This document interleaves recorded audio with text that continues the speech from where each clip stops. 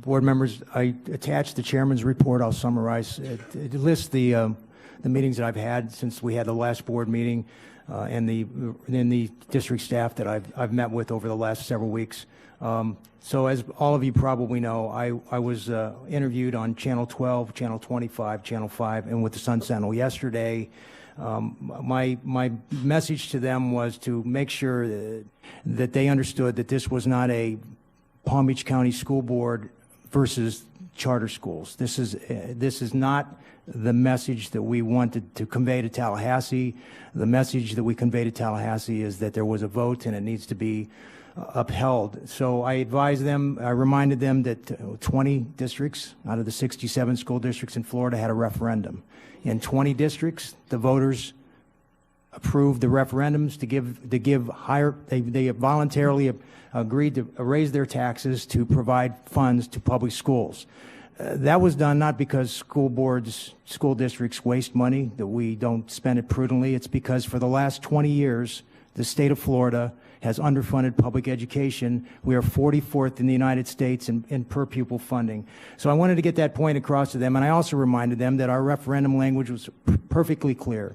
It said that we were raising the money for non-charter district schools, and the other part of that referendum said that there would be an oversight committee. And I reminded them that, first of all, that we were the only one of the 20 school districts that had non-charter district schools that clearly stated in our referendum, and that also that we can't possibly have our oversight committee review the money if we had to turn it over to the charter schools, because the school board doesn't have authority to oversee the way the charter schools are spending the money. So there would be no way for our oversight committee to be involved with that. So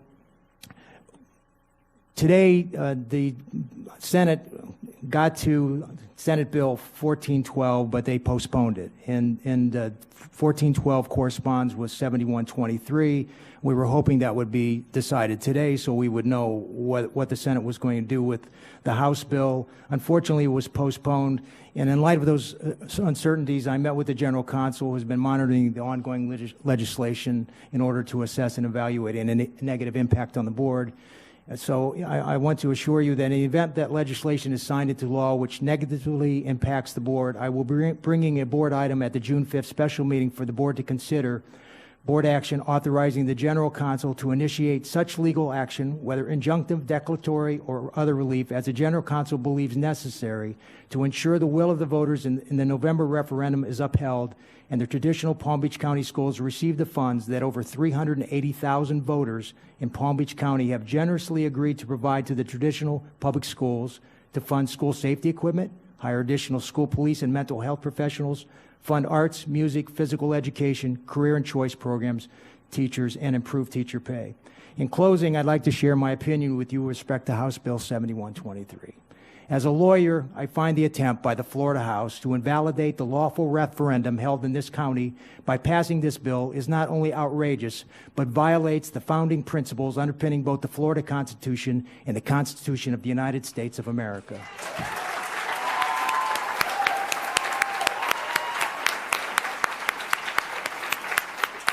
In these United States, for over 200 years, the will of the people has been the governing force, not a dictatorial government which ignores them.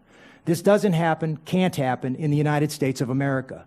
This kind of nefarious activity exists in those other countries around the world governed by dictators who have no rule of law other than their own. I only hope that sensible heads will prevail in our state Senate, and the senators remember that government serves at the will of the people. It is not their master, but their servant. So we'll do what we have to do next month to make sure that the will of the people is upheld.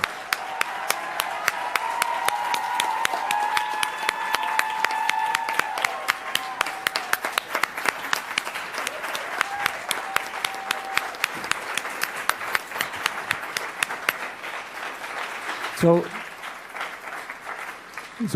one closing comment, that was my closing comment, but I've been on the board for 11 years, and I want to tell you that we have come a long way with our teachers. This board has always supported our teachers, but the way we are working together, I mean, it is amazing that you were here rallying outside and you weren't screaming at us for a change. So I mean, I was just So thank you for that. You know you have our support. All 7 of us will absolutely support you to make sure that the money that was promised to you will get to you, and we'll do whatever we can in the court system to make sure that happens. Ladies and gentlemen, before we start the regular meeting, we have to finish an expulsion hearing that we're going to open. We just were in closed session for an expulsion, so bear with us for a few minutes. Would the board clerk take the roll call, please? District 1, Barbara McQuinn. Here. District 2, Chuck Shaw. Here. District 3, Karen Brill. Here. District 4, Erica Whitfield. Here. District 5, Frank Barbieri. Here. District 6, Marcia Andrews. Here. District 7, Deborah Robinson. All right, Mr. Superintendent, I assume there's no items to add or withdraw? Mr. Chair, there's nothing to add or withdraw. There's no items to be pulled by any board members. We need a motion to approve the agenda. So moved. Motion by Mr. Shaw, seconded by Mrs. Andrews. Any discussion? All in favor, all opposed. Motion carries 7-0. There are no agenda items. Speakers. The first item on the agenda will be EXP1, Mr. Superintendent.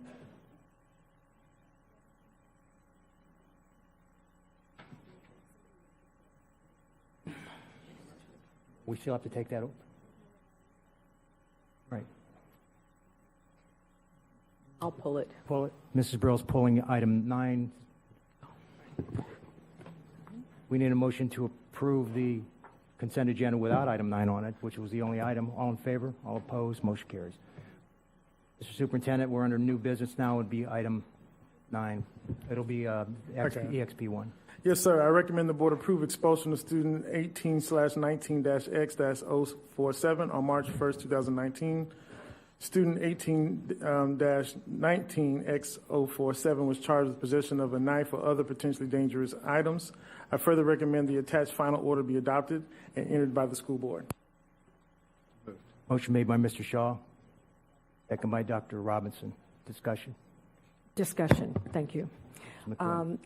Is this the point that I can make a recommendation to amend? Make a motion Thank to you. amend. Okay. I move that we amend the expulsion recommendation to for mitigating circumstances that we have defined privately, I think, that we have discussed, so that the student may apply for reinstatement for the beginning of the FY20 school year. That's a motion. Ms. Andrews, you second that motion? Discussion? Any discussion? Mr. Shaw? Just for clarification, at the school that she should be attending and that the expulsion still remains on the record. Yes, please put all of that in my amendment. Any further discussion? Dr. Robinson? So I really think that at some point we need to have a clear conversation as a board about what we think mitigating circumstances are. And again, as I've said many times before, I believe in second, third, and fourth chances. I just want to make sure everyone gets a second, third, and fourth chances and not just some people. And so I'm not going to support the recommendation, and I'm not going to support the recommendation because we've been here before. We've been here before where there was a recommendation by the superintendent for expulsion that the board found to be extreme and made recommendations to change it and vowed to each other that we were going to go back and change our policies and procedures, and we did not. And so I'm not going to support it. I think that we should change our policies and procedures. I do think that we should give more opportunities for grace and mercy, but I'm not doing it anymore on a case-by-case basis. We need to change our policies and procedures so that we give everyone the same second chance. Mrs. McQuinn? I'm sorry, I believe it's Mrs. Whitfield. Thank you. So I'm sorry we're doing this with everyone standing in front of us so you can't see us. But I think, as we're starting to talk expulsions, what I would like to understand a little bit better, which we discussed in the room briefly, was, following up on what Dr. Robinson said, what does it take to be a mitigating circumstance, but also what does the state law allow for, and whether or not we are able to make any changes to what the state law says, and how we can make those changes, because similarly, I am full of angst over expelling any student. I don't like it. I don't like the way that it changes their lives, and I would very much like to find out how, as a board, we work around the laws as they sit right now, because as a zero tolerance policy, I feel like we are walking a very, very dangerous road to do anything different for a student. Even based on mitigating circumstances, because it's very difficult to be consistent, because every child comes to us as a different person with different backgrounds. So, it makes me very uncomfortable, very, very uncomfortable. So what I would like to see is if we could move this up to be a workshop item or something that we could do to really try to deal with this as soon as possible. I really think we need to figure this out before next school year. Thank you. Mr. Superintendent, can you schedule a workshop? And Mrs. Rico, can you make sure that you bring the policy forward with some suggestions? You've heard us talk about this before. You've heard our concerns in the expulsion hearings. Can we get a workshop scheduled so that we can address this before the next school year starts? I will have language drafted, working with the district staff and Mr. Superintendent, if you could work with the general counsel to schedule a workshop for us. Yes, that's no problem. We'll schedule a workshop. So for all of you sitting there wondering what the heck we're talking about, when we expel a student, we have a closed hearing in the other room. The only thing we can do with that closed hearing is the board can determine whether there's mitigating circumstances that would allow us to give a penalty less than a full year expulsion. That's what we're allowed to do. We're not allowed to revisit the facts. The facts are the facts. Only look at the circumstances, determine whether a student who violates board policy, which otherwise would require an expulsion, whether or not the board finds any circumstances that would mitigate the penalty so that the board can impose less than a 1 year expulsion. So that's what we did in the other room. We had that hearing, and now we're discussing a particular student that you won't know, so we can make a decision whether this board wants to recommend expulsion or something less. At this point, we have a motion on the floor to allow the student to return to school at the beginning of the school year in August. Mrs. McQuinn. Yeah, I'd like to address the fact that we make individual decisions. Yeah, when parents and or students or no student comes before us, we are making individual decisions. Anyone who pays attention to board meetings know that I have always supported a recommendation for expulsion. In my mind, when we heard from our legal, per statute, there was a mitigating circumstance. That is why I made the amendment. No one wants consistency more than I. When you are a high school principal, you need consistency or you have anarchy. Ms. Brill. Thank you. So I was going to read the last lines of the statute, but given the discourse that we've all had, inside the room, and as well as the discourse out here, I'm going to ask that we table this item and bring it back at the next board meeting and have our workshop before then. The superintendent's saying you can't do that, Mrs. Rico? I was agreeing with the superintendent. Okay. The student is not in school pending this. No. So, Dr. Robinson? Thank you. I don't understand that statement. The student is receiving an education. We made the provisions years ago for students pending expulsion and even during expulsion to continue their education. So that's not the reason. So if there's a reason that it can't be tabled, somebody needs to explain that reason. My reason for the last response, there's no way I can do the workshop before the next board meeting. That's what I'm responding to. Then may I amend my? Amend. Then I'm going to ask that we table. I made the amendment. Oh, I'm talking about the tabling. That I would like to table this discussion until our next regular board member meeting in July. Because that will be the next regular board meeting, correct? Or No, is we it have a June? regular board meeting in June. Is it We have a June? regular board meeting in June. What's the date of that meeting? The Okay. 19th of June, we have a meeting. So I move that we table this discussion until June 19th. 19th. Can't do a workshop on So we have no time for a workshop before that meeting. So you- We have not voted on the amendment to do anything else yet, right? That's correct. Well, the motion to table stops that. Yeah. Dr. Robinson? So if the point of the motion is to have the workshop so we can put into policy and practice some consistency that would apply to this student and going forward, I fully support that. And over the summer, that's not going to be an issue. As long as we have it before the start of the school year, whenever that might be, in August, then I think that, that. Don't go to there, me, Dr. that- Robinson. We I'm don't need that sorry. tonight. We- You know, I think these things, right? But as long as we do it before August, I think that would meet the intention, yeah. The superintendent said he's good with that, so we can have the, if you want to change your tabling to the July meeting, then we can get the workshop done sometime in June.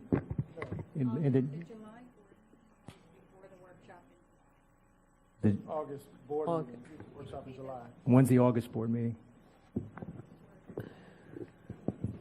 The August board meeting is the 20th, that's too late because school starts. Can't we have a special meeting? Table it to a special meeting? So we could do it at the July board meeting. So we put a workshop at the July board meeting, and we have the, Give us some time to figure it out, and we'll get back to the board. okay. Right? This works. We'll make it work. Mr. Barbier, with respect, I just want to say that I think that it doesn't matter when we do it.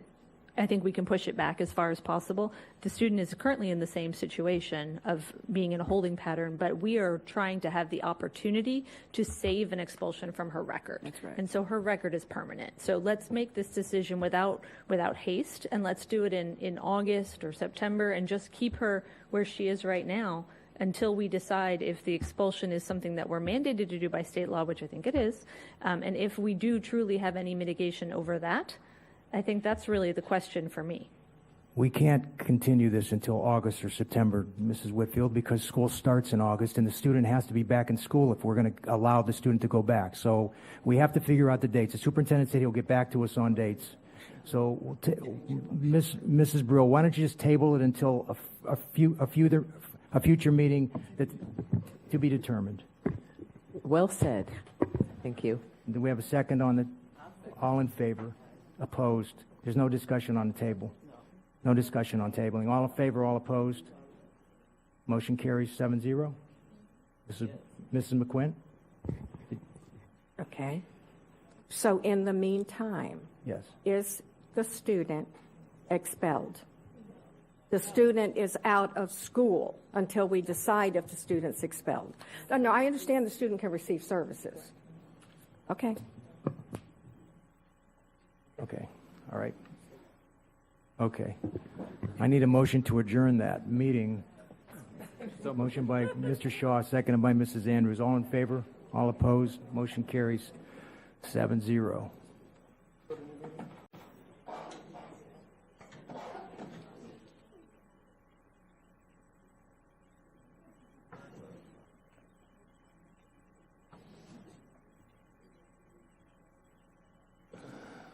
Okay, so we're ready.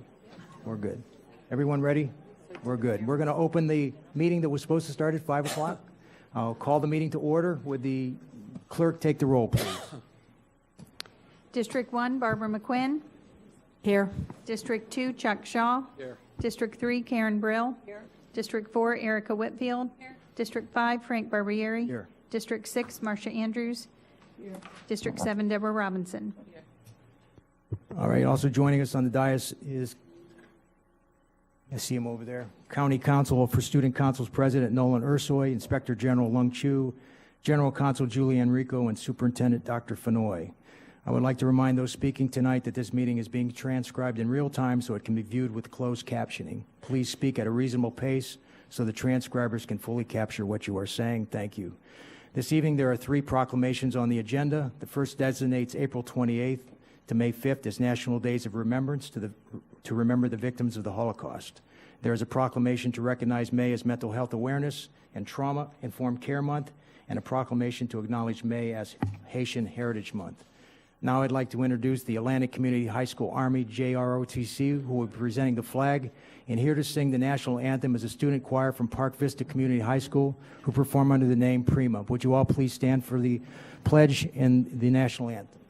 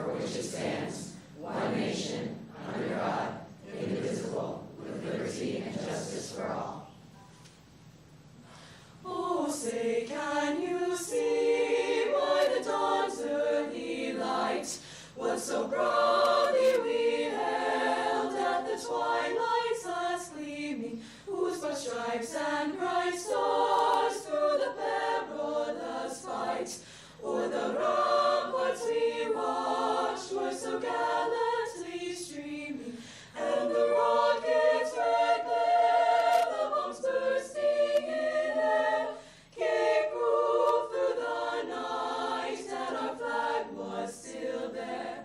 Oh, say does that star-spangled banner yet wave o'er the land of the free and the home of the brave?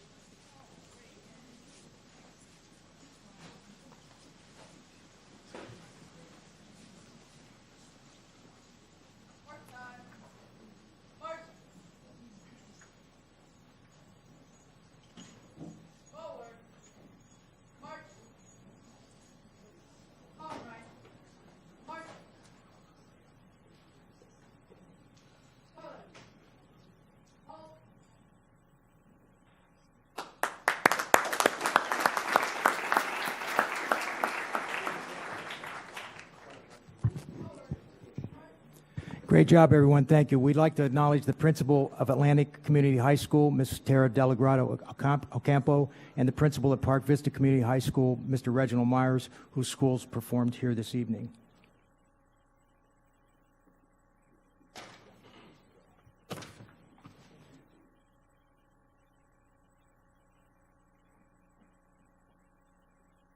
Superintendent, do you have any items to add for good cause? Mr. Chair, I have nothing to add for good cause. Anything to withdraw? Sir, I have nothing to withdraw at this time. We have 2 items been pulled from the agenda, FMF1 and PC1. Are there any other items any board member would like to pull at this time? Seeing none, we need a motion to approve the agenda as modified. Motion by Mrs. Andrews, seconded by Mrs. Whitfield. Any discussion? All in favor? All opposed? Motion carries 7-0. Are there any disclosures or abstentions from any board members? Yes. Dr. Robinson?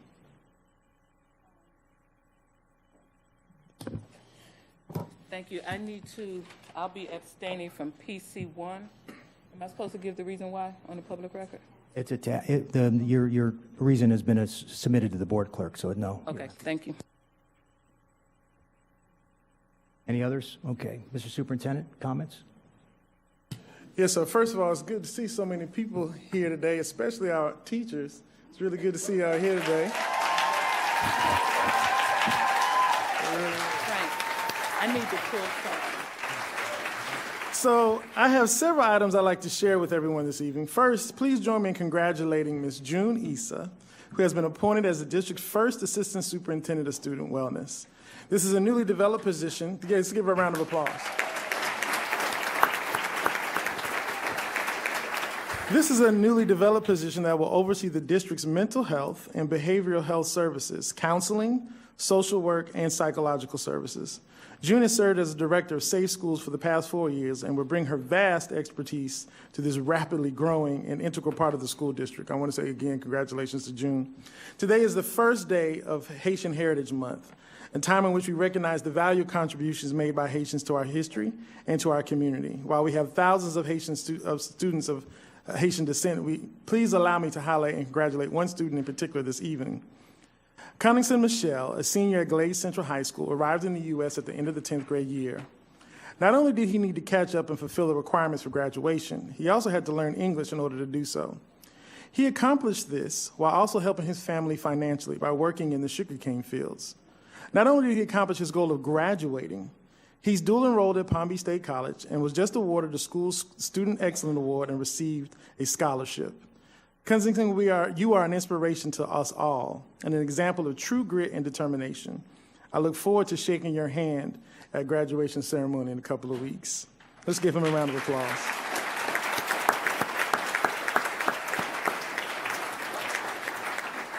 May 1st is also School Appreciation Day. I'd like to give a special shout out to all the school principals in our district. These men and women serve as their school's leaders, their students' mentors, and in many cases, the mayor of their individual schools, which in some cases are roughly the size of a small town. We could not survive, let alone thrive as a school district, without their steadfast leadership, and we thank you today and honor your work for us in the school district every single day. Let's give our principals a round of applause.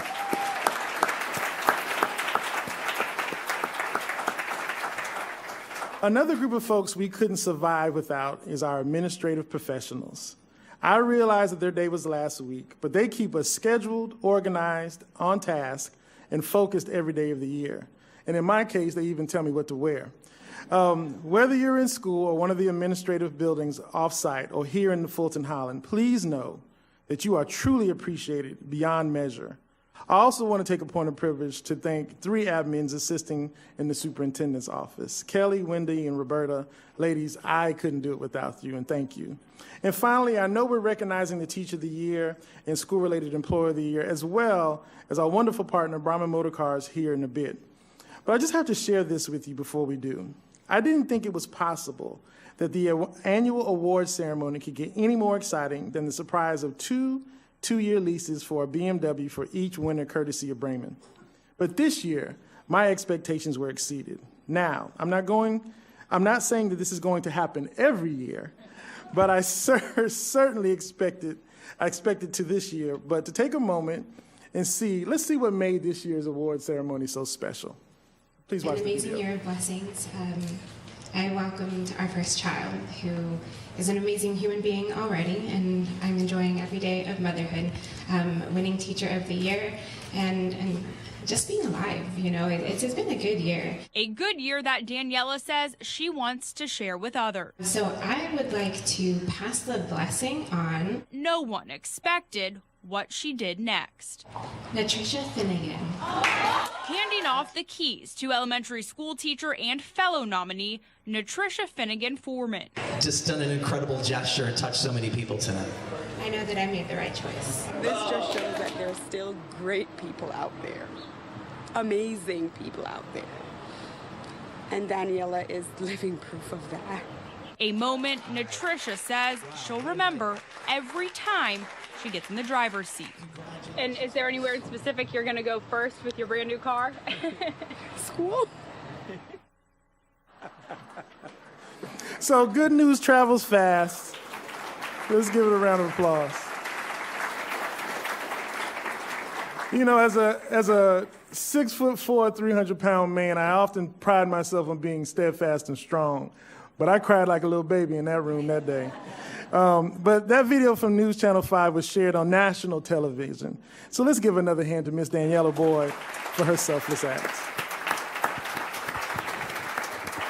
Mr. Chairman, at this time, I turn over my comments to the board. All right, before we do that, Dr. Robinson would like to pull CI4, so we need a motion to reapprove the agenda with CI4 pulled. Do I have a motion, Mrs. Whitfield, second by Mrs. Andrews? Any discussion? All in favor? All opposed? Motion carries 7-0. We'll go to board comments, starting with Mrs. McQuinn. Nothing? Mrs. Whitfield. Thank you so much. I do want to talk really briefly about a few things going on in the district that I think are really special and that I want to mention. The first of which is today was the first day of FSA for those of you that are out there working in our district. So I picked up my daughter from school today and I was talking to her about where she was going to be tonight because we're here and how we were working that out. And then like 5 minutes later, I said, "How was the test?" And she said, "I cannot believe you waited this long to ask me." So apparently it went very well. So hopefully it went really well for everybody else too. But I do want to say a huge good luck to our students. I really, more than anything, I want them to do their best, but not go in every day stressed, because we put so much on this test. And though it is important for the schools, for the children, it's just an opportunity for them to show what they've learned. And I want them to, just be amazing on that day, but not go to bed worried at night the night before or show up to school really stressed out. I think that as we're talking about Miss East's promotion today to student wellness, I think it's so important that we remember that we really have to take care of our whole children, the whole thing from their mental state to their physical state, and also their education. The other thing that I think is really great is we're about to start graduation. So second year for Dr. Fenoy and what is a marathon. So I'm looking forward to that. I can't wait to shake all the hands of the students as they go across the stage again. It's a very special time of year. I look forward to it. Just absolutely fills my heart, and I'm so excited. So I want to say congratulations to all the students who are about to be senior, or who are seniors who are about to end their school career. I think some today and some in the next few weeks. They're done going to school. So be careful and don't do anything too crazy when you have that time off. Okay, two last things. Yesterday, holy cow, I've never been to a rally before. Isn't that funny? It was amazing. I had such a good time. Thank you so much to everyone. You teachers, I really want to say to you, thank you so much. Your dedication to your profession, to the state of Florida, to the county of Palm Beach, it was absolutely heartening for me. Again, my daughter, I brought her with me, and she was sitting reading a book and did not even pay attention. And I said, "This is democracy. This is amazing. What'd you think?" And she's like, "I was reading my book," and she didn't even, nothing. So I think that really says how they feel about it. But for me, it meant the world to see you all there and to see everybody here in the red today. It's a unifying moment for this district. I'm very proud of you all. I'm very proud of this board. I'm proud of the steps that we've taken over the last year. I think we've done everything right, and I want to continue down that path. Very last thing I would say is last week we got to do a habitat dedication. Our students in Miss Andrews' district, it's her schools, but I went because I really, really love it. Our students actually help to build a house, a home for a family, and they put their hard work and sweat into it, and then they get to see the family who moves in. There is nothing better than that. And what I say to those students is that, and I say this to you guys all the time, they take their gifts and then they give to the community in the way that they can, and then they're providing a place for someone to live. And to me, there's no greater thing that you can do, and they can always look back on that time. So I have to say a huge thank you to the schools involved, Royal Palm High School, Seminole Ridge High School, and to all of the students and the staff and faculty. You guys make such a difference in this community. Thank you so much. Thank you, Ms. Wood. Ms. Brill. Thank you. So first and foremost, it's graduation time. Congratulations to all of our high school seniors as you embark on the next phase of your lives. Follow your dreams. We will be watching, and we know you are destined for greatness. Nolan, I look forward to shaking your hand as you walk across the stage on May 24th. Now, unlike Ms. Whitfield, I'm a pro at demonstrations and at rallies. You might have noticed it when I spoke yesterday. But I do want to say to CTA President Justin Katz, we applaud you and your advocacy for the teachers.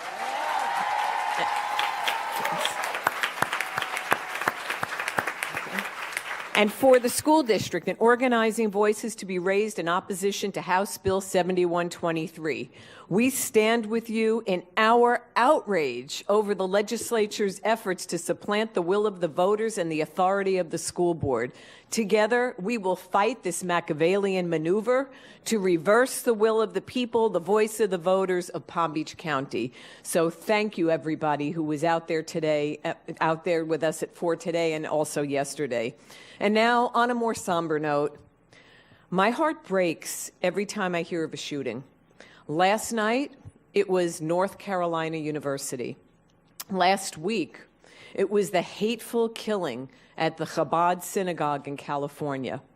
Anti-Semitism is on the rise, and tonight I will again state, and there is a reason for my statement that some of you are aware of, I will again state that there is no place in our school district or leadership in any of our schools for anyone to say that some people do not believe the Holocaust ever occurred, or that they cannot or will not enforce the mandate for Holocaust education. Neither is it appropriate for anyone to state that anti-Semitic acts by students are just children being children. I cannot accept that, and neither should any of you. So I'm sorry to have to end on this note, but it had to be said. Thank you.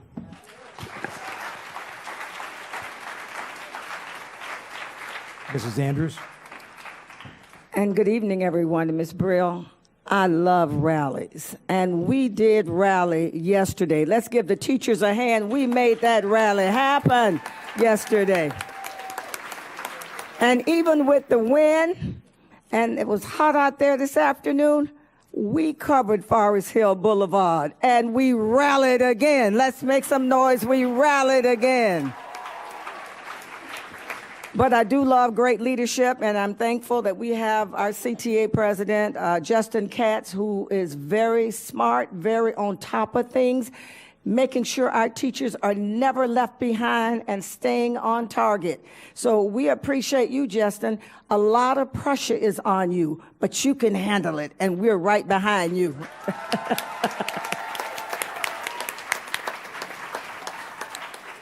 And for what I'd like to say to you today, our votes must be counted and honored. Our referendum passed with 72% of the vote to support our teachers with better salaries and safety for our children. Thank you, all who voted for this referendum. It's your vote that counted, and we will always honor your vote. House Bill 7123 and other measures to block the voters' wishes is unacceptable. And I mean, we won't tolerate it. It's unacceptable. And we will take a stand. We're appealing to our legislature to respect the choice made by the voters of Palm Beach County. Our language was clear. Those who voted understood. They care about children in the Palm Beach County School District. They care about our teachers, and we will prevail. Last week, all right, I love that. Let's give yourselves a big hand. I love that too. That's all right. I love it. I love it. Last week, we celebrated Teacher Appreciation Week, but I appreciate our teachers every single day because you're the ones that take care of our children's success each and every day. Another hand for that.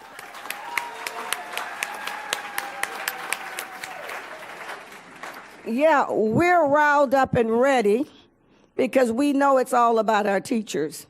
And we're going to stay at this mode until we get the job done, until this referendum is clear that we passed it, the legislature has done what they're supposed to do.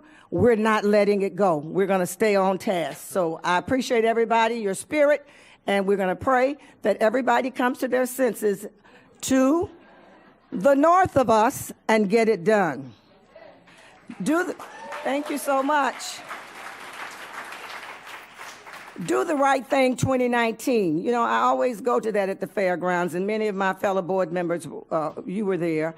I always feel sad when I hear the students read the stories about how violence has touched their lives. But I'm always so happy to know that they're writing to tell others about it, and there is hope. we had 32,165 middle school students tell their stories about how violence has impacted their lives. They shared their experiences with us at the Do the Right Thing event at the fairgrounds, but there's a book. Each school has a book with all of those stories. It's pretty sad, but we've got to tell the story. We've got to face it. There's violence out there. Our children are suffering, but we can help each other, and there is hope. Kyla Riel from Jupiter Middle School wrote these words, and I have to repeat them for you tonight, but these are her words. When you think about it, just being nice and supportive can do more good than violence could ever do harm. I hope people listen to my words. Violence is bad, it does harm, but we have hope for the future. And on Saturday, we were out busy with the Office of African American, Latino, and Gender Studies. There was a town hall at Forest Hill High School, and we had Latino culture on display with the community and a connection for parents as well as the community. The parents and the community were engaged with discussions about the statute, Florida statute 1003.42. You hear Brother Carl talk about it at each board meeting. They talked about it, explained it to parents. They talked about global education. Parents wanted to know why their kids couldn't take Spanish in every elementary school here in Palm Beach County. And how do we need more dual language programs, international Spanish academies? It was a real hearty discussion out there. And Diana Fetterman, as well as some of the district people, were there to say we need to do this town hall all over the district. One to the east, one to the west, one to the north, and one to the south. It was great. And I want to thank the Rotary Club of Royal Palm Beach for showcasing all of the Royal Palm Beach schools on Saturday night. It was great. Thank you, Royal Palm Beach Rotary Club. It took place at the Cultural Center. Every school was highlighted, and it was great. And yes, Ms. Whitfield, we were there for the 7th Habitat for Humanity house that was dedicated in West Palm Beach, right off of Tamarind Avenue. And on Sunday, Ms. Brill, we were in a standing room crowd for the American Muslim of Florida. They had their scholarship ceremony, and it was standing room only. There were children from Palm Beach County, Miami-Dade, Broward, all the way to Jacksonville. They came to get those scholarships as well as those awards. We had flowers, we had plenty of food, and it's an annual event. It was the 12th annual American Muslim Alliance of Florida Scholarship Program. And yes, we're ready. Graduation is almost here. We're going to be everywhere. So we look forward to seeing your graduates, shaking your hands, seeing the teachers and principals, and highlighting the success of this school year. Class of 2019, go for it. We're ready. Thank you. Marcia Andrews for governor. Dr. Robinson? Thank you. Good evening. So before I get to my monthly Black History Fact, I too want to thank CTA President Justin Katz and his right hand Theo Harris for being such strong voices for what's right in education.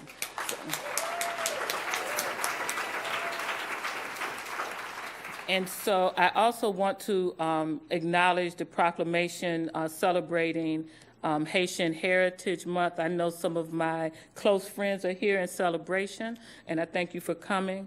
I think I was probably smiling a little bit inappropriately when my fellow board member here spoke about the Do the Right Thing and the sad writings that the children do almost in a therapeutic way. And I was smiling inappropriately because I looked up and saw a picture of my mentor, Commissioner Maud Ford Lee, who you will hear about in more detail shortly. So let me go on to my Black History Fact. You may or may not know that I've switched from giving a Black History Fact to sharing a book each month. So this month, the book is The Destruction of Black Civilization by Chancellor Williams. The subtitle is Great Issues of Race from 4500 BC to 2000 AD. this book is a classic. Originally published in 1971, this book was the result of 16 years of research, and it is acknowledged as a comprehensive dissertation on Black history. It reportedly was to be the first of a multi-volume series of works, but was interrupted by the author's declining vision. It is a study of African history for African people with the focus on African people, not the invaders or the oppressors. According to one reviewer, historical problems of the race are discussed extensively, and sadly enough, a repeat of history is still observed today. This book shares some of the rest of the story. For example, the traditional institution of the King and Council of Chiefs was based on the principles of listening to the citizens and fair representation, and was practiced in Africa for centuries before so-called democratic civilizations. Maybe I should send it to Tallahassee. What do you think? Okay, I'm sorry. Okay, I'm sorry, I got off script. Okay, it makes the point that when African nations were not united, foreign invasion occurred, causing migration out of what is now called Egypt.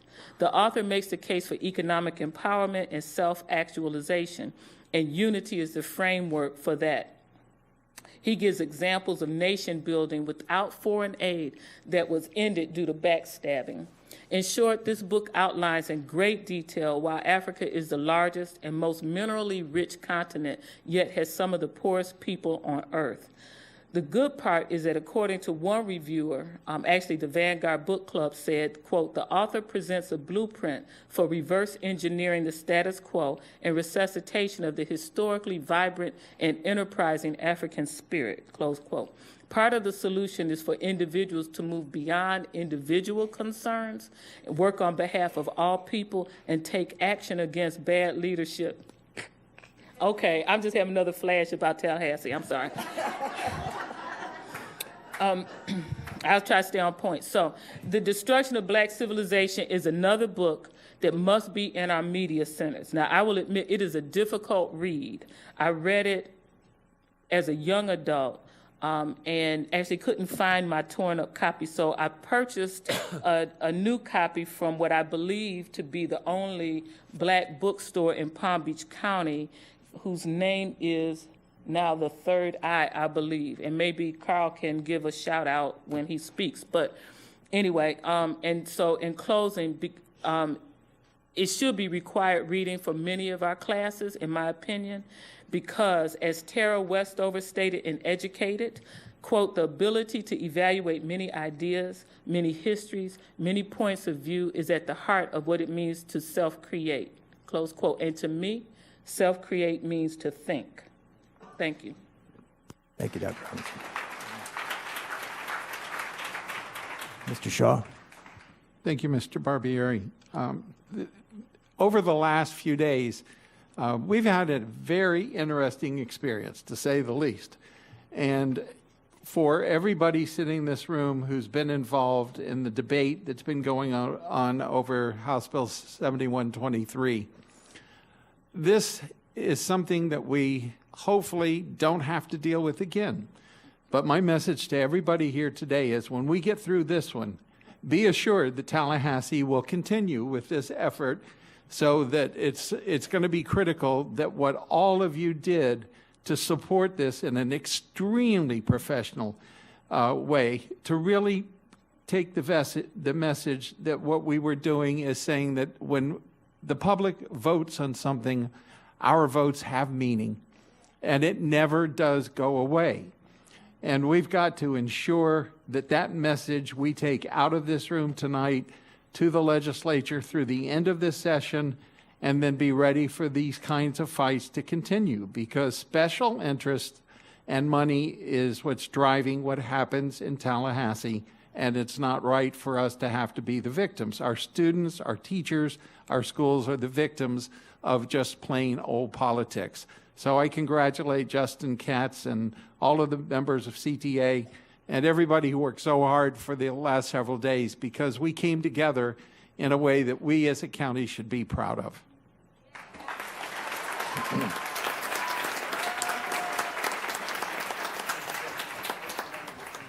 Thank you, Mr. Shaw. Board members, I attached the chairman's report. I'll summarize. It lists the meetings that I've had since we had the last board meeting, and the district staff that I've met with over the last several weeks. So as all of you probably know, I was interviewed on Channel 12, Channel 25, Channel 5, and with the Sun Sentinel yesterday. My message to them was to make sure that they understood that this was not a Palm Beach County School Board versus charter schools. This is not the message that we wanted to convey to Tallahassee. The message that we convey to Tallahassee is that there was a vote and it needs to be upheld. So I advised them, I reminded them that 20 districts out of the 67 school districts in Florida had a referendum. In 20 districts, the voters approved the referendums to give higher, they voluntarily agreed to raise their taxes to provide funds to public schools. That was done not because school boards, school districts waste money, that we don't spend it prudently. It's because for the last 20 years, the state of Florida has underfunded public education. We are 44th in the United States in per pupil funding. So I wanted to get that point across to them, and I also reminded them that our referendum language was perfectly clear.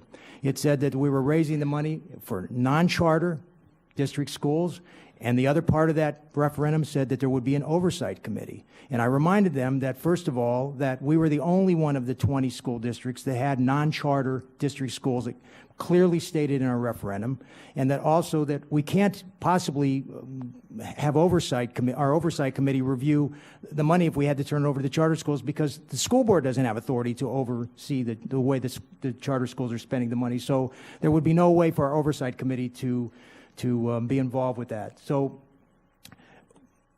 today, the Senate got to Senate Bill 1412, but they postponed it. And 1412 corresponds with 7123.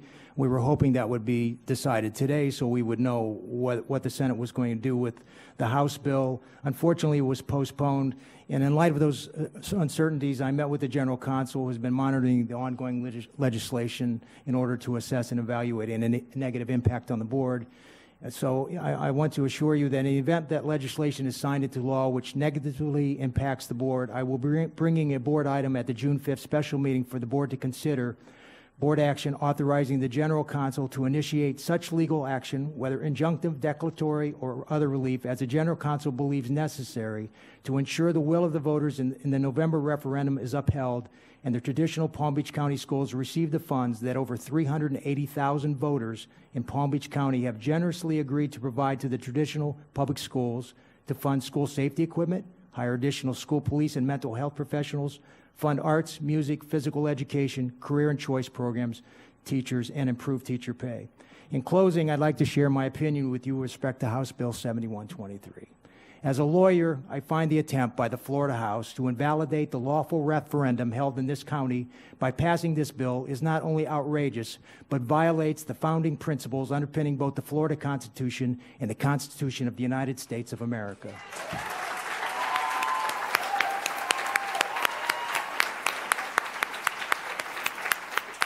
In these United States, for over 200 years, the will of the people has been the governing force, not a dictatorial government which ignores them. This doesn't happen, can't happen in the United States of America. This kind of nefarious activity exists in those other countries around the world governed by dictators who have no rule of law other than their own.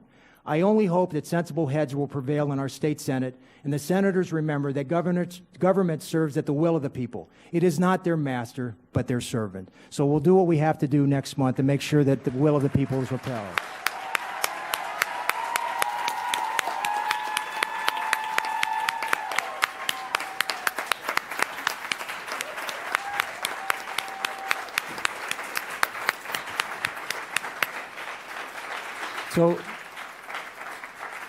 So one closing comment, that was my closing comment, but I've been on the board for 11 years, and I want to tell you that we have come a long way with our teachers. This board has always supported our teachers, but the way we are working together, I mean, it is amazing that you were here rallying outside and you weren't screaming at us for a change. So I mean, I was just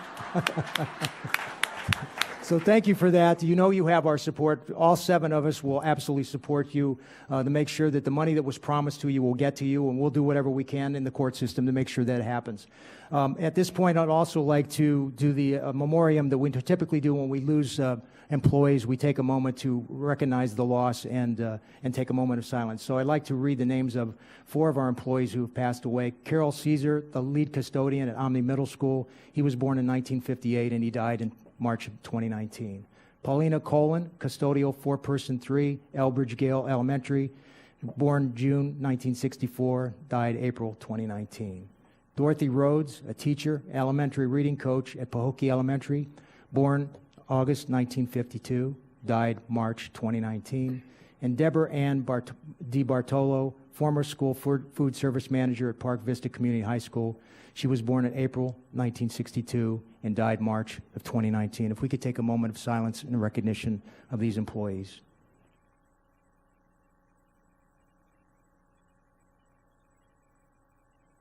Thank you very much. Dr. Robinson, I believe you have something. I do. Thank you. I'd like to ask for a point of personal privilege to make the motion that we take BRD 2 to ratify posthumous proclamation for Maud Ford Lee out of order, to vote on the item, then present the proclamation to the family and friends. All right, we have a motion by Dr. Robinson. Do we have a second? By Mr. Shaw, all in favor? All opposed? Motion carries 7-0. Dr. Robinson, would you like to read the proclamation? So I've asked for Commissioner Lee's soror, Marsha Andrews, to read the proclamation, and then I'd like to add a few words. Sure. Proclamation of the School Board of Palm Beach County, Florida, proclamation number 19-03, May 1st, 2019. The School Board of Palm Beach County, Florida wants to recognize Maud Ford Lee, who recently passed away, and to issue this proclamation. Whereas Maud Ford Lee, a former county commissioner in Palm Beach County, was born November 9th, 1936, and passed away on April 14th, 2009. And whereas Maud Ford Lee graduated with a bachelor's degree in business administration from Florida Agricultural and Mechanical University, and while there participated in the Tallahassee bus boycott of 1956, igniting her passion for activism in the civil rights movement.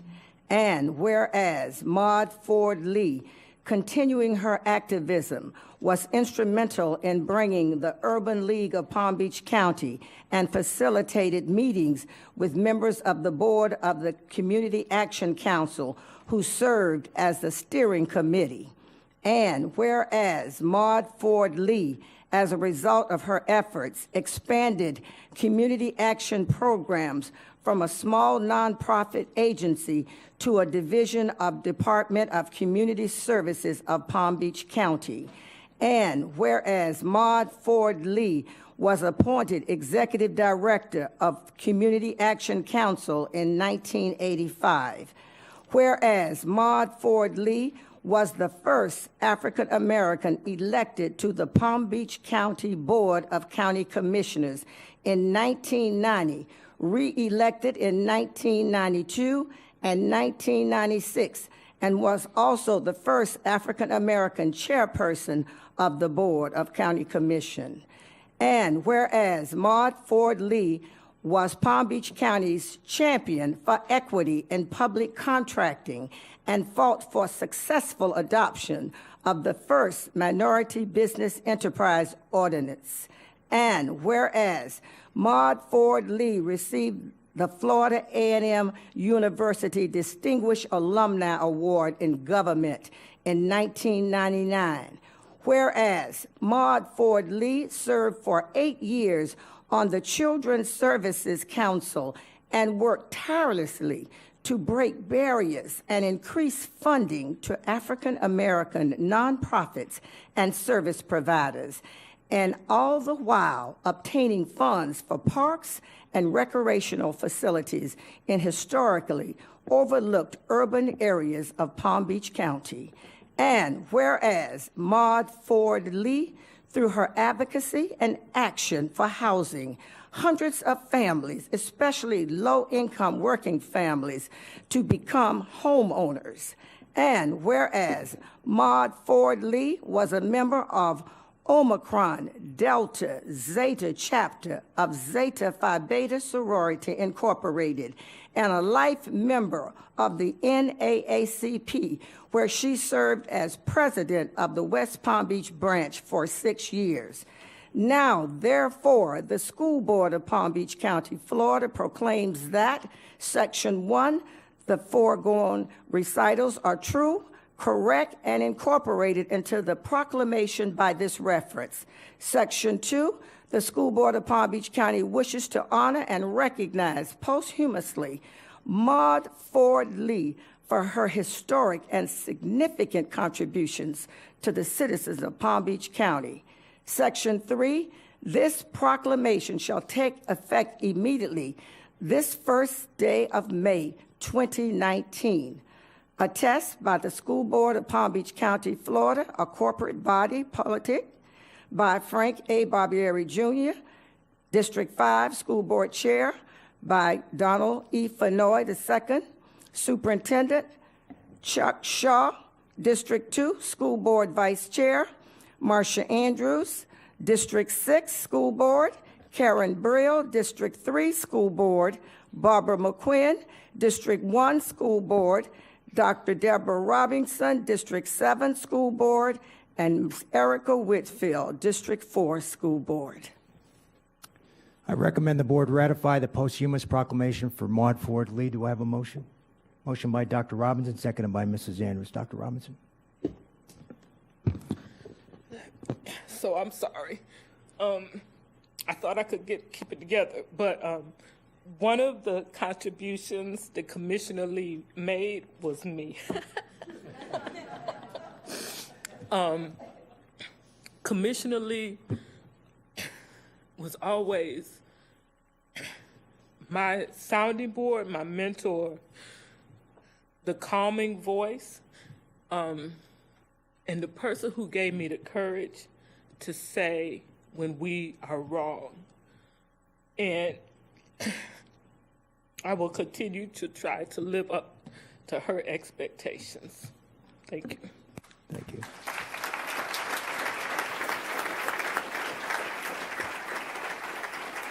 I don't believe I called for a vote on that. All in favor? All opposed? Motion carried 7-0. Ms. Brill. Thank you. So I'm going to share a little known secret with the family. But back in the day, now my son is going to be 30 years old this summer, but when I first had my son entering into the public schools, he was 4 years old, and I don't remember where the meeting was, but one of my friends set up a meeting with Commissioner Lee. I don't remember if she was she might have been in between on the commission, but she sat with me and talking about a calming voice. She encouraged me in my advocacy. She told me, honey, don't give up. You're doing the right thing. This was a time when the schools in Palm Beach County didn't welcome kids in the regular classroom that had disabilities. And she said, fight the fight. And she told me, I'm always here for you. And I turned to her a few times for advice, and soothing is really the right word. Calming, inspirational, just a warm heart. And I have to say thank you, because she really helped me on those early days of trailblazing for students with disabilities.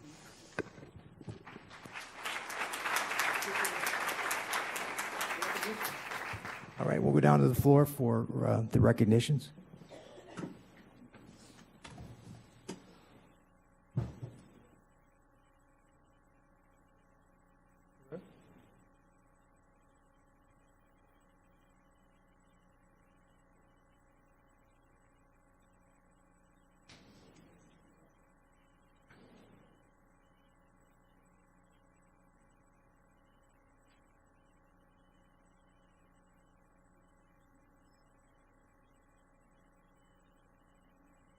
So we're going to do something a little unusual.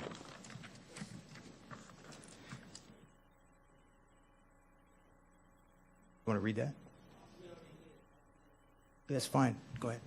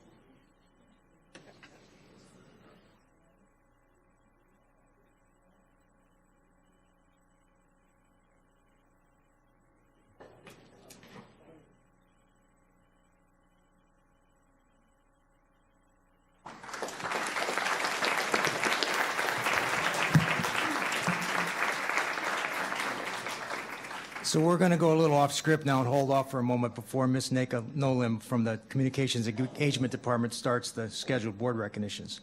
First, the board would like to recognize Nolan Ursoy, this year's County Council for Student Council's president, excuse me, and our student representative for his insight and contributions to the board. Mr. Ursoy is the highest ranking student government leader in Palm Beach County. On behalf of the board,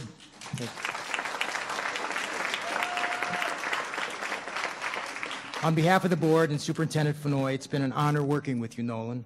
Before Nolan leaves our district to become a Knoll at FSU, you could have picked the University of Florida, but we'd like to let you know a little more about him, so we put together this short video. I'm very excited and thankful to take on this position and help. This is a side of Nolan Ursoy the public gets to see. We'll turn that in right now. But there's much more to the Park Vista High School senior who has served as a student body's representative on the Palm Beach County School Board. It's really been eye-opening, really. It's been a great experience for me to learn like the small intricacies of government that we don't really see as students, because later on in life I do want to be somewhat involved in government, so it's nice to have this opportunity to learn that stuff early on. And it's been really, it's been nice to see that how the board supports the students as well. Nolan is respected by the board and his fellow peers. During his term, he proposed several initiatives aimed at improving school safety. Nolan has won numerous awards, he plays soccer, was Park Vista's prom king, and is responsible for helping to put together more than 200 supply bags for the homeless. This summer, Nolan will begin his postgraduate career, studying international affairs at Florida State University. Then what? Perhaps someday he'll return as a full-fledged board member. I'd love to. I love seeing the development and impact you have on the development of younger children. Thank you, Nolan, and good luck on your next adventure.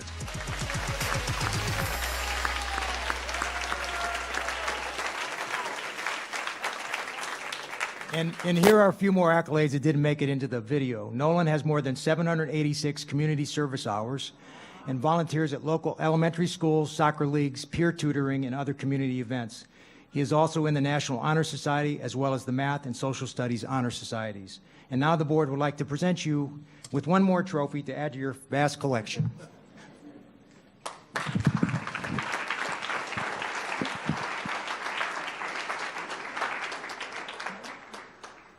For exceptional service as the 2018-2019 student representative of the School District of Palm Beach County School Board. Congratulations and thank you.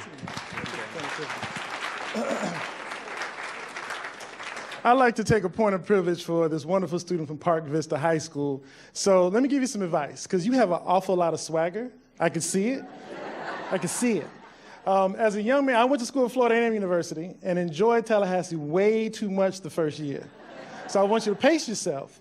But I also like, on behalf of the board, I want to give you a pin that signifies that you are an official lifetime member of our board. And I want to pin it.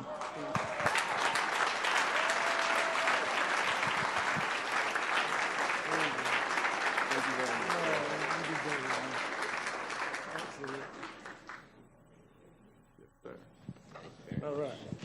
Shake everybody's hand like everybody else. Congratulations.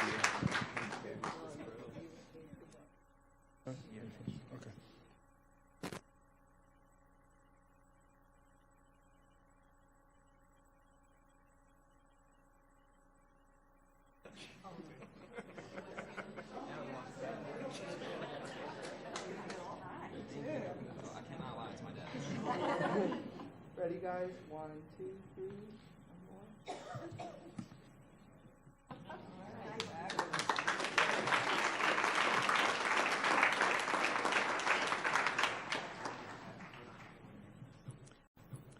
Thank you, and great job, Nolan. Good evening, Mr. Board Chair, board members, superintendent, staff, and community members. This evening, we are finally getting to our recognitions. We have 10 of those on the agenda this evening. And everyone, please visit our website at palmbeachschools.org. Click on School Board, then Board Meetings for photos from tonight's meeting. The photos will be uploaded tonight and available by morning. So we begin this evening with a recognition of Sophie Trin, a third grade student at Sunset Palms Elementary School. Earlier this year, for the first time, the Department of Safe Schools held a contest for elementary students to design the cover of the school district's Student and Family Handbook. Students were asked to illustrate the contest theme, which was mental health, social emotional learning, and supporting one another. Sophie designed the winning entry for the contest, which we have displayed here in the front for you, with an adorable design showing differently abled students as friends, effectively capturing the contest's themes. Thanks to Sophie's winning submission, Sunset Palms Elementary School will receive a $500 award. Congratulations to Sophie Trin for creating the winning design for the cover of the Student and Family Handbook. Let's give her a big round of applause.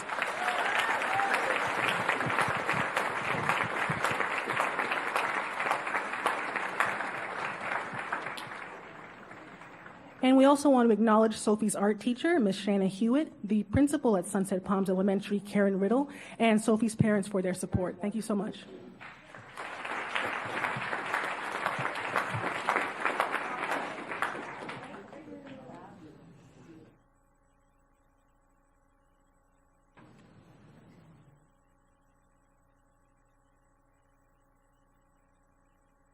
Next, we want to recognize Malia Altamore, a fourth grade student at Panther Run Elementary School.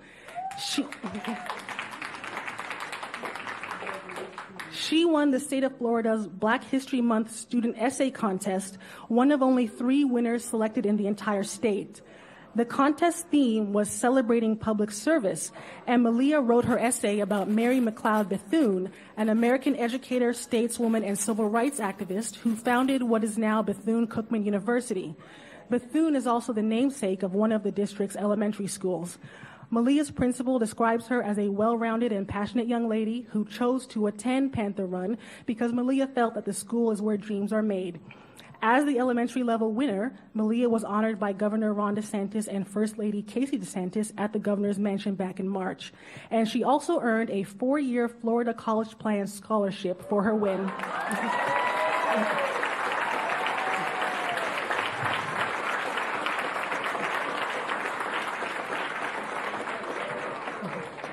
So you already gave her a big round of applause, so congratulations to her.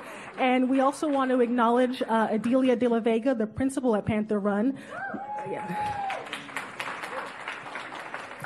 And Ms. Risa Suarez, the assistant principal at Panther Run. As well as Malia's teacher, who unfortunately couldn't be with us this evening, but of course we acknowledge her for her hard work, and also Malia's parents and her family for their support. Thank you so much.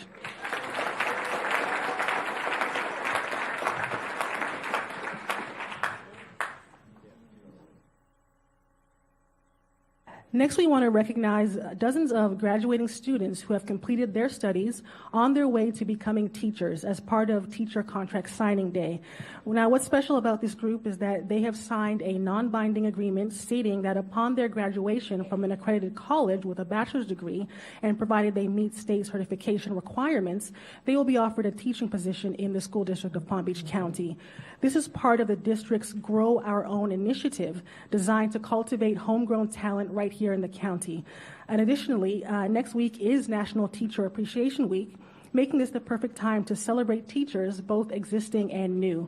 And we're also recognizing students as part of Career Decision Signing Day, which is for the 2019 seniors who have signed non-binding agreements as well, accepted offers of employment, and will be entering the workforce right after graduation in a field associated with the career and technical education program they were enrolled in during their high school years. Congratulations to all of these students, and we look forward to your contributions in the classroom and the workforce. And for any students that are here today, please come forward, and thank you so much. Let's give them a round of applause.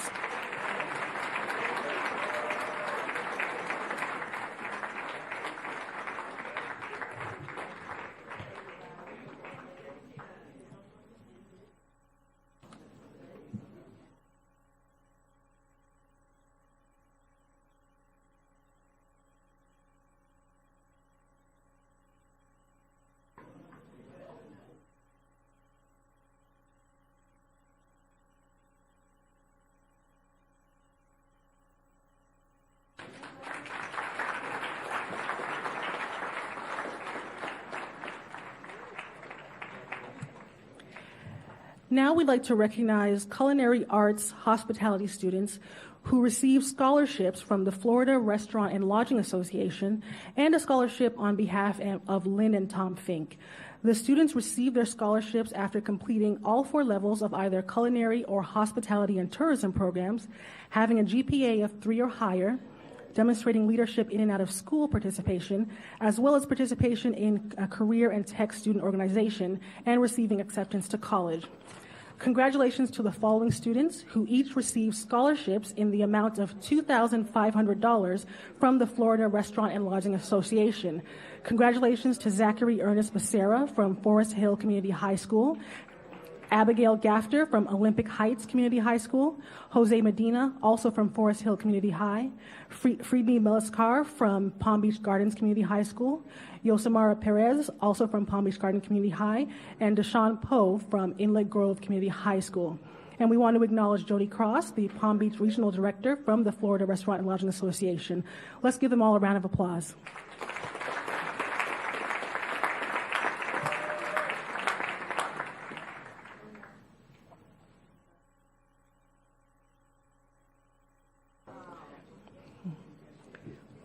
And if we can have Ms. Fink please remain up there along with Friedney Meliskar. We are recognizing her specifically for the Brian Fink Scholarship. Yes, please remain up there for us. Thank you so much.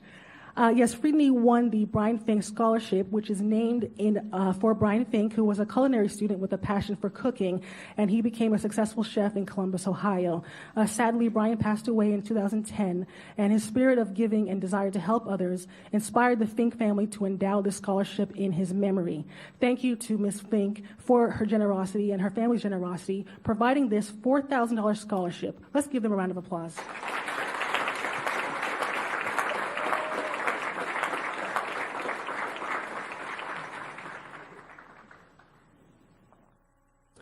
Thank you. And this recognition, as well as the previous one, are a testament to the value of the choice and career programs we offer here in the district. So we also want to acknowledge Dr. Pete Licata, the Assistant Superintendent of Choice and Innovation, and Dr. Geraldine Johnson, the Director, Department of Choice and Career Options, for their leadership. Thank you so much.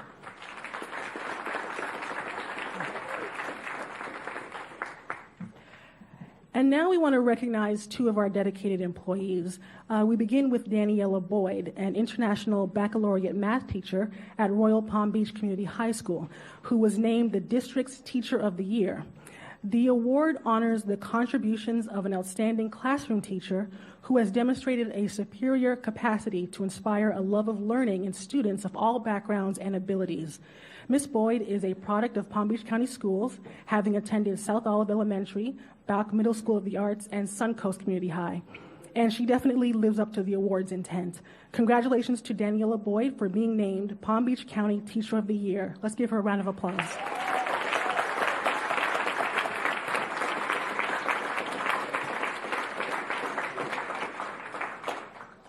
And we also want to acknowledge the principal at Royal Palm Beach Community High School, Dr. Jesus Armas, for his support. Thank you.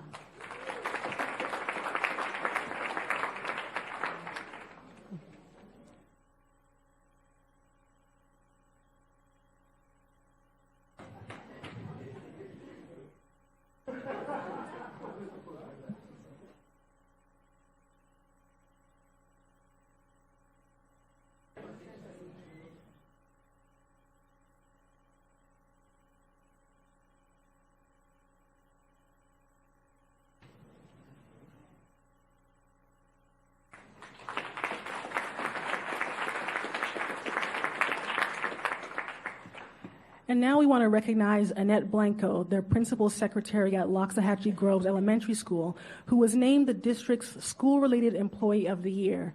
Now, this award honors outstanding education support personnel for their contributions to their schools and communities. Ms. Blanco has been at her school for 4 years and is always willing to help parents, staff, and community members with a smile. And she also is willing to assist in any way she can. Congratulations to Annette Blanco for being named School-Related Employee of the Year. Let's give her a round of applause.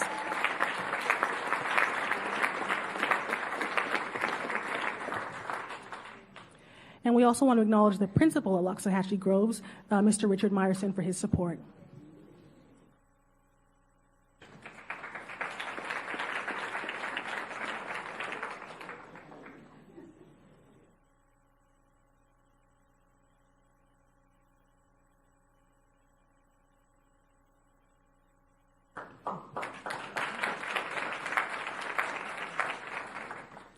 And we just want to extend a special thank you to the following sponsors for their support of the Teacher and School-Related Employee of the Year Awards. A to Z Wireless, Brayman Motor Cars, Chick-fil-A Palm Treasure Coast, HCA Palm Beach Hospitals, Horace Mann, and 2J's. And Brayman Motor Cars hosted a celebration for Teacher of the Year and School-Related Employee of the Year nominees last month in their showroom, as we saw in the video earlier, and once again provided leases on brand new BMWs to our winners. So thank you to Brayman and all of the sponsors for their continued generosity and support. Next, we want to recognize 6 of our high school students who each received $1,000 scholarships from the Palm Beach County Staff Association. Each of these students completed an application process and wrote an essay to compete for the scholarships, which they will use to continue their education in their chosen field. Congratulations to the following students for their hard work and initiative and for earning scholarships from the Palm Beach County Staff Association. Please come forward as I call your name. Congratulations to Christian Arango from Alexander Dreyfus School of the Arts.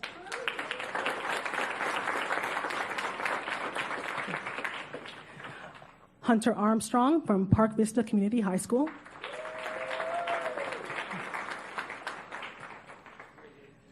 Laura Dunlap from John I. Leonard High School.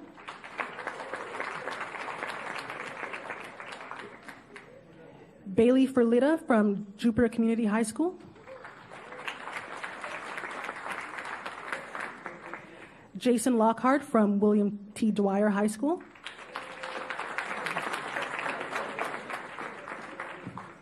And Chloe Rudstein from Jupiter Community High School.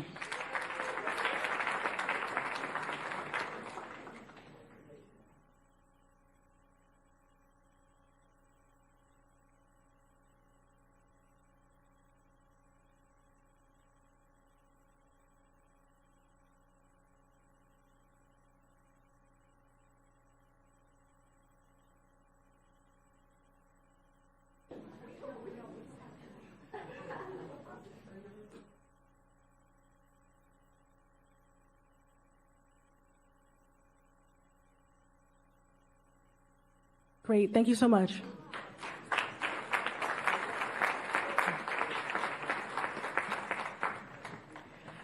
And next we are recognizing the recipients of the Andrea Pepper Scholarship for Graduating Seniors. The students who receive this award are the children of current administrators in a Palm Beach County school who also belong to the Palm Beach School Administrators Association. We want to thank Ms. Peppers for her continued generosity and celebrate her dedication and years of service to the school district. And congratulations to the following students for their hard work and commitment to excellence and for earning an Andrea Pepper Scholarship. Please come forward as I call your name. Congratulations to Colby Allen from Atlantic Community High School.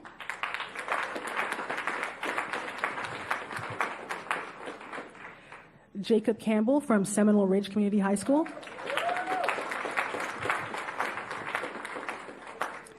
Amanda De La Vega from Palm Beach Central High School. Peter Derderian from Jupiter Community High School. Austin Graham from Boca Raton Community High School.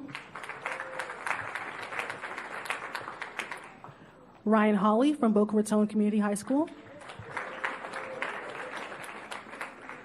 Kirsten Reed from Palm Beach Lakes Community High School. Emily Schwab from Suncoast Community High School. Sebastian Seal from Park Vista Community High School. Victoria Suarez from Seminole Ridge Community High School. And Kendall Wright, also from Seminole Ridge Community High School.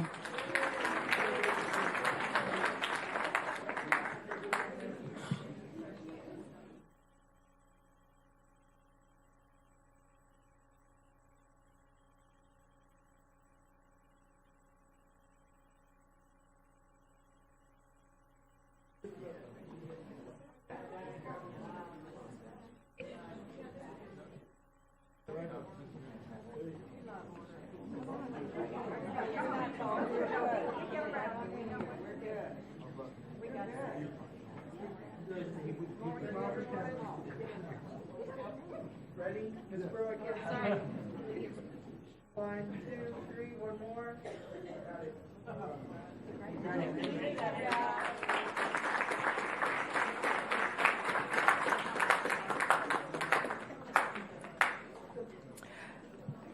Next, we want to recognize a local organization for their generosity to the school district. Roots and Wings is a nonprofit based in Delray Beach. They have donated more than $85,000 to fund educational and recognition programs during this school year. They gifted $20,000 each to Pine Grove Elementary and Orchard View Elementary School to improve second and third grade reading scores with the Uplift after-school tutorial program. 4 other Delray Beach elementary schools, Banyan Creek Elementary, Plamosa School of the Arts, SD Spady Elementary, and Village Academy Center, each received $5,000 to assist with their individualized reading programs. The donations also provided support for teacher and staff recognition. Roots and Wings visits each K-12 Delray Beach school 3 or 4 times a year, surprising teachers and staff with an above-and-beyond award based on principal criteria. This generosity has had such a positive impact on these schools. Thank you to Roots and Wings for this financial support. Here this evening to accept this recognition, we have the founder of Roots and Wings, Mr. Ted Hoskinson, as well as the following board members and staff from the organization: Ronnie Dunayer, Kathy Fazio, Tony Grazino, Idalyn Mungin, Anna Patton, and Steve Worley. And we also want to acknowledge the principals of each of the schools that have benefited from the donations: Latoya Dixon from Village Academy Center, Shantae King from Pine Grove Elementary, Lisa Lee from Orchard View Elementary, Kathy Reynolds from Plamosa School of the Arts, Gerald Ryapel from Banyan Creek Elementary, and Rona Tata from SD Spady Elementary. Let's give everyone a big round of applause.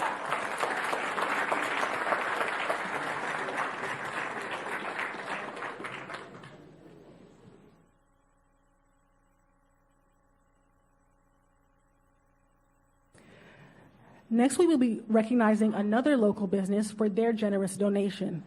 The Quantum Foundation is a private grant-making organization based here in West Palm Beach. They have invested more than $143,000 in the Education Foundation to provide 2 years of funding support for the Healthcare Innovation Project, one of the Education Foundation's matching grant programs, which is a collaborative effort with the school district. The project will expand the school district's medical sciences career academies, equipping 24 high-need schools with diverse clinical patient simulators. This cutting-edge equipment will provide approximately 9,000 middle and high school students with hands-on learning opportunities to meet the required clinical experiences necessary to become licensed and industry-certified healthcare providers. Part of the school district's mission, of course, is to provide a world-class education to our students. And this donation will allow our students to receive instructions using the best available material. Thank you to the Quantum Foundation for your support. And here this evening to accept this recognition from the Quantum Foundation, we have C. John Armistead, a program officer, Randy Sheed, a chief strategy officer, and Nate Cousineau, a program officer. And we also want to acknowledge Dr. Miguel Benavente, a medical administrator here at the school district, James Gavrilos, the president, CEO of the Education Foundation, and Jennifer Etheridge, Director of Programs and Grants with the Education Foundation. Let's give them a big round of applause.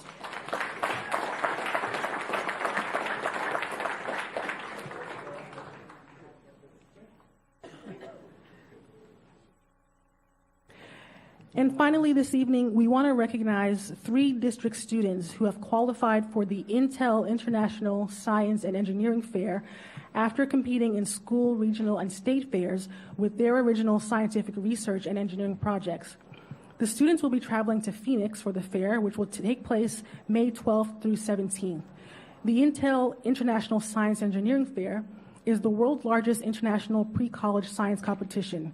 Each year, approximately 1,800 high school students from more than 75 countries, regions, and territories are awarded the opportunity to showcase their independent research and compete for $4 million in prizes. 3 of our students have qualified for this prestigious academic fair, a testament to their hard work, dedication, and aptitude. These students will be competing on an international platform, showcasing to the world the caliber of students we have here in Palm Beach County. We wish them the best of luck in the competition, and congratulations to these students for qualifying for the Intel International Science Engineering Fair. Congratulations to Karen Copeland, a senior at Alexander Dreyfus School of the Arts.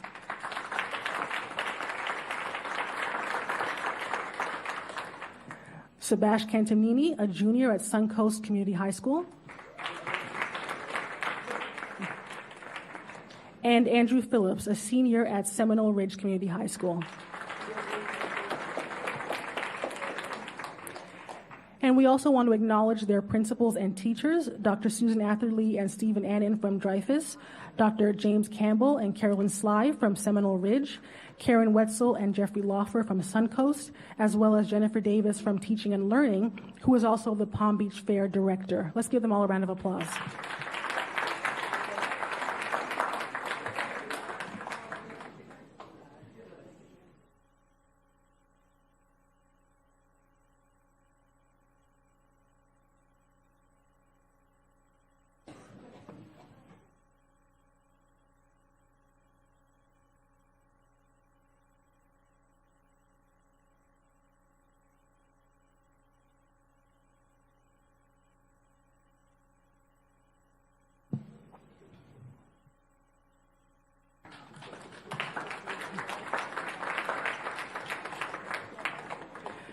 Mr. Board Chair, board members, superintendent and staff, and members of the community, this concludes our presentations for May. The Communications and Engagement Department invites you to visit the district website at palmbeachschools.org to learn about all the great things happening in our schools, departments, and communities. Make sure to follow us on social media, available in English, Spanish, and Haitian Creole. And we also encourage you to download our mobile app in Google Play or from the App Store. Search for School District of Palm Beach County in either store. Thank you, everyone, for your attention this evening, and have a good night.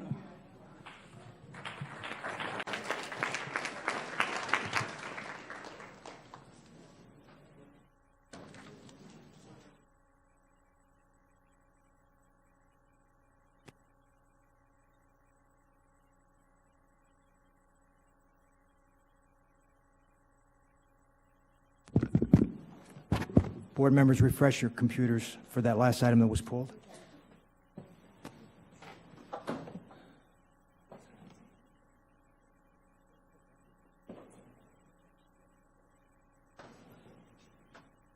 Okay, Mr. Ursoy, we haven't heard from you yet this evening. You're going to give us your final report before you take off for college. You know, I never thought this year would go by so quickly. You know, at the beginning of the year, I thought, oh, a whole year, it's tons of time, tons of things that happen, but I mean, it really feels like yesterday. I'm really sad that it's over, but I'm really, really glad that it happened, and I really owed all you guys on the board. I can't thank you enough for this opportunity. It's all because of you guys. It's been a great opportunity for me to grow and learn as a person, and it's gonna give me the. I'm a little caught up with words here. I don't even know. It's going to give me the life lessons I'm going to carry on in my career and life for the rest of the time. So thank you very much for all of that. Thank you. I can't thank you enough for the award and everything. And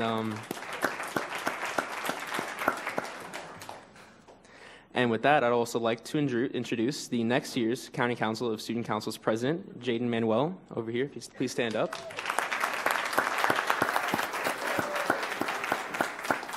I believe he's going to carry on the great work of this position and continue to voice this opinions and matters of the students and do a great job. So that's it for me. Thank you guys very much again. We wish you luck, Nolan. We wish you much luck. Sorry again, he's from Royal Palm Beach High School. Okay, Mrs. Andrews, you're going to take credit for all this next year, right? Okay, all right. All right, that'll bring us to committee reports. Audit committee? Oh, it's only in writing tonight, so we don't have anybody presenting that. Elected officials and delegates. With my sheet.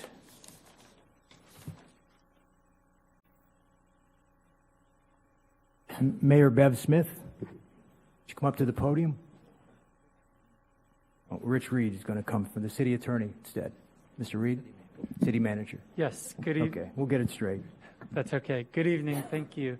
I wanted to come on behalf of our mayor and council. Unfortunately, Mayor Smith was unable to be here tonight, but she asked me to come and thank you all for your consideration of an item on your consent agenda. It's the item bringing some property, school board property, into the village. This is an important project for the village and this region of our county. We've really focused on economic development and growing our community and creating jobs, and this will help to do that, and we thank you for that. So I want to thank the Vice Chairman as well as staff and the entire board for all your help and consideration. So thank you on behalf of our mayor and council. Thank you. You're welcome. James Gavrilis, the President and CEO of the Education Foundation of Palm Beach County. And if Mrs. Martinez, the President-elect for the Florida PTA, would be ready to go next. I'm sorry, Frank, which Education Foundation was that? Our Education Foundation. Our Education Foundation. Dr. Fenoy, members of the school board, honored administrators, and most respected teachers. Something a little different tonight, and I got to get this in 4 minutes. Normally I get up and I give some feel good, hey, everything's great, these are the great programs we're funding and the businesses that are supporting education. A little bit different tonight, because like many of you, I spent much of the last 7 days on the phone with our state legislators and senators in Tallahassee. You should know, as school board members, you get the monthly update I send out. Teachers, every month, we send an update to about 160 shakers and movers sharing the incredible work that you're doing, programs that are being funded by the Education Foundation. On that distribution list are all of our state representatives and senators. And so one by one, as I called them, I got this, oh, we get your update. We love the work that your teachers are doing down there in Palm Beach County. And my response to them was, I'm not a lawyer, so I don't know what the legal issues are here, but there is a moral imperative here. The legislator cannot rescind that which the voters have approved.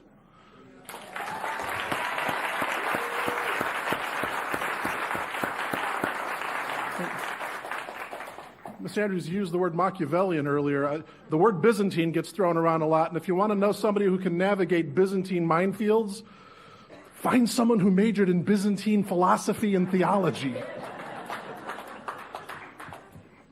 And so I shared with these legislators the work that these incredible teachers are doing. I shared with them our Red Apple Supply Store and how it's answering the call of our teachers who are underpaid and then dip into their pockets at an average of $600 per year to buy school supplies for their students. That I consider a national shame and a travesty. And one by one, our legislators and senators said, yes, you're right, we love the work of our teachers. And I said, then support them for God's sake.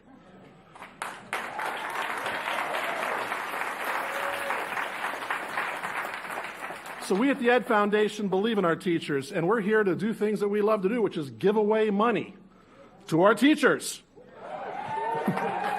Yeah, I didn't think that was going to have a ready audience tonight.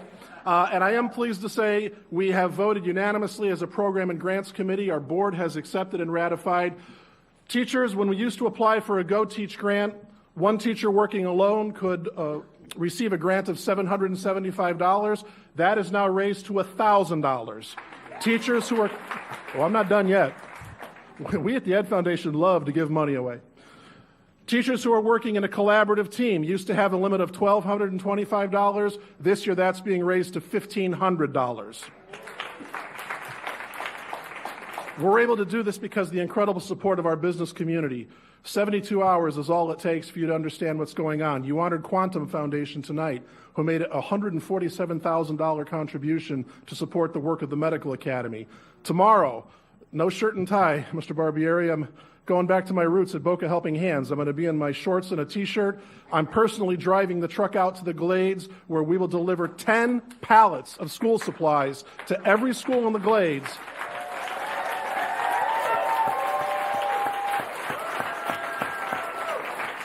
Courtesy of Office Depot and that incredible donation. We have already surpassed our $400,000 mark. 10 pallets going out to the Glades tomorrow. Every school at Red Apple Supply is getting an additional pallet of supplies. This Saturday, Comcast is invading Forest Hill Elementary on another one of those incredible school revitalization projects. Tomorrow night, we'll be with Aerojet Rocketdyne, honoring Children of the Swamp Robotics Program for their third-place finish in the World Robotics Tournament. Folks, this is the work of your Education Foundation.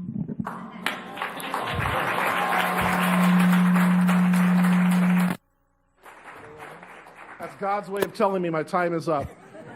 Ladies and gentlemen, this is what we do. We bring the business community to your world. Our business leaders desperately believe in our teachers. They deeply are committed to our teachers and our schools. They want to celebrate and support our teachers, and we at the Ed Foundation are quite simply honored to be the conduit to bring that energy to this passion and make this school district the best in the state of Florida. Ladies and gentlemen, we are your Education Foundation.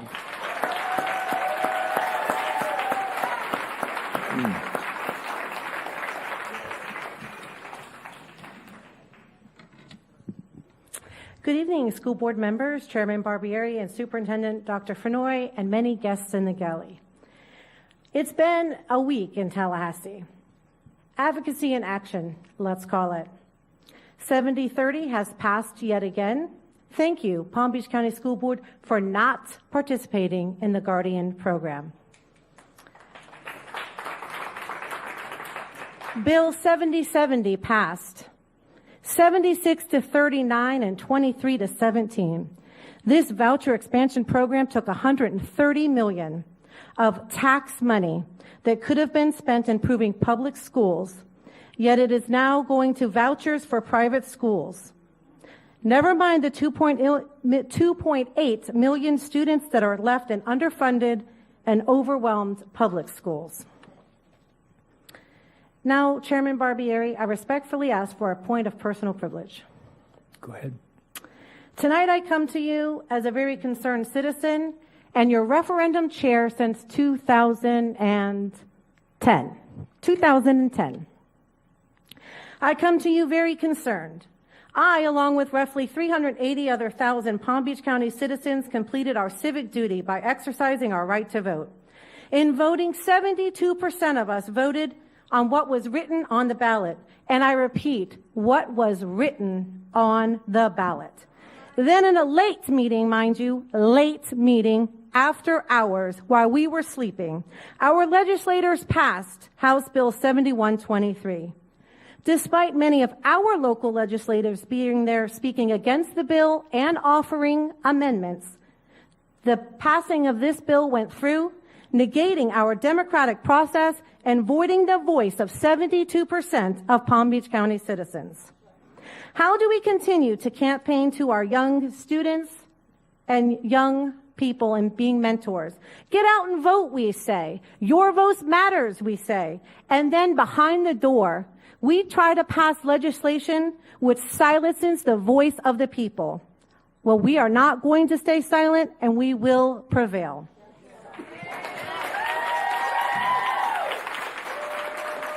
Here are some other helpful talking points on House Bill 7123. The ballot language in Palm Beach County was clear. Referendum revenues would not be shared with charter schools. This is not about the choice, and this is not about where the money should or shouldn't go. This is about the violation that is happening against the 72% of voters that voted the language on the ballot.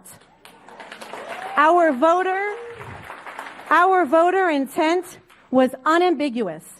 A vote in favor was intended to support district schools. Clear. The language of the standard charter school contract, and I repeat, the language of the standard charter school contract indicates that revenue sharing of discretionary millage levied is at the discretion of the school board.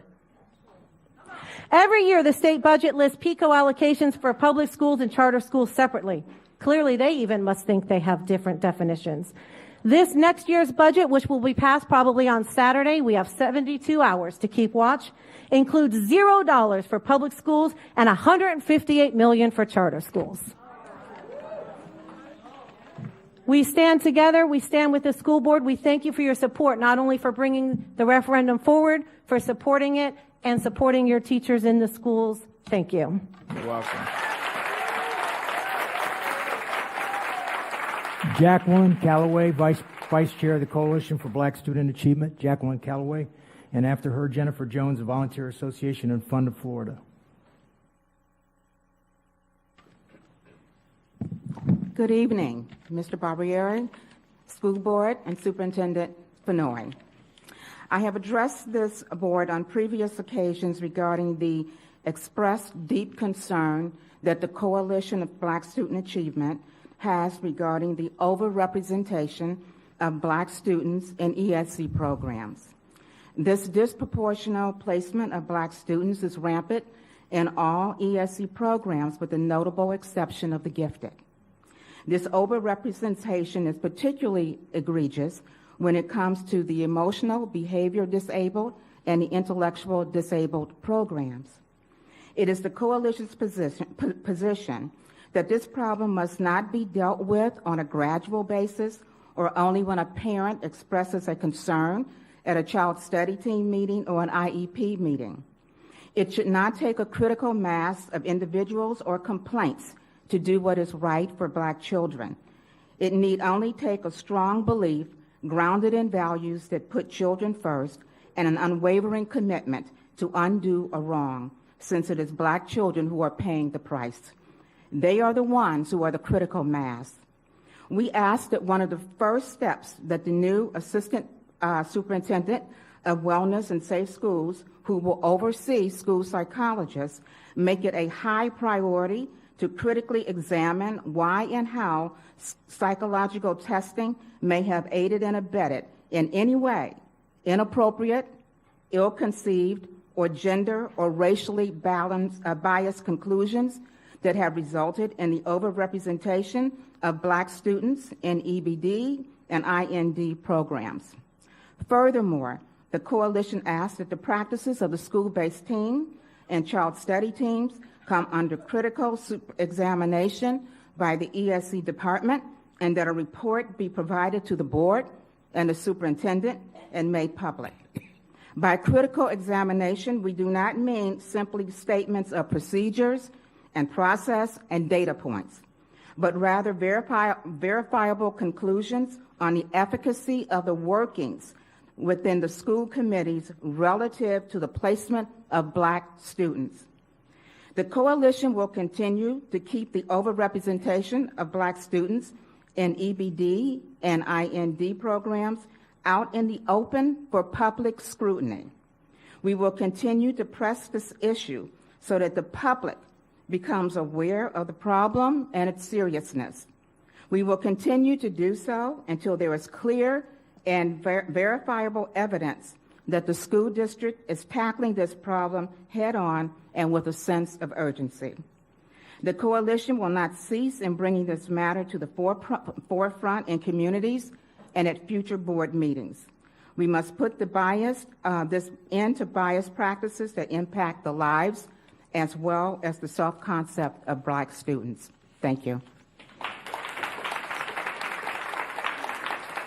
Jennifer Jones.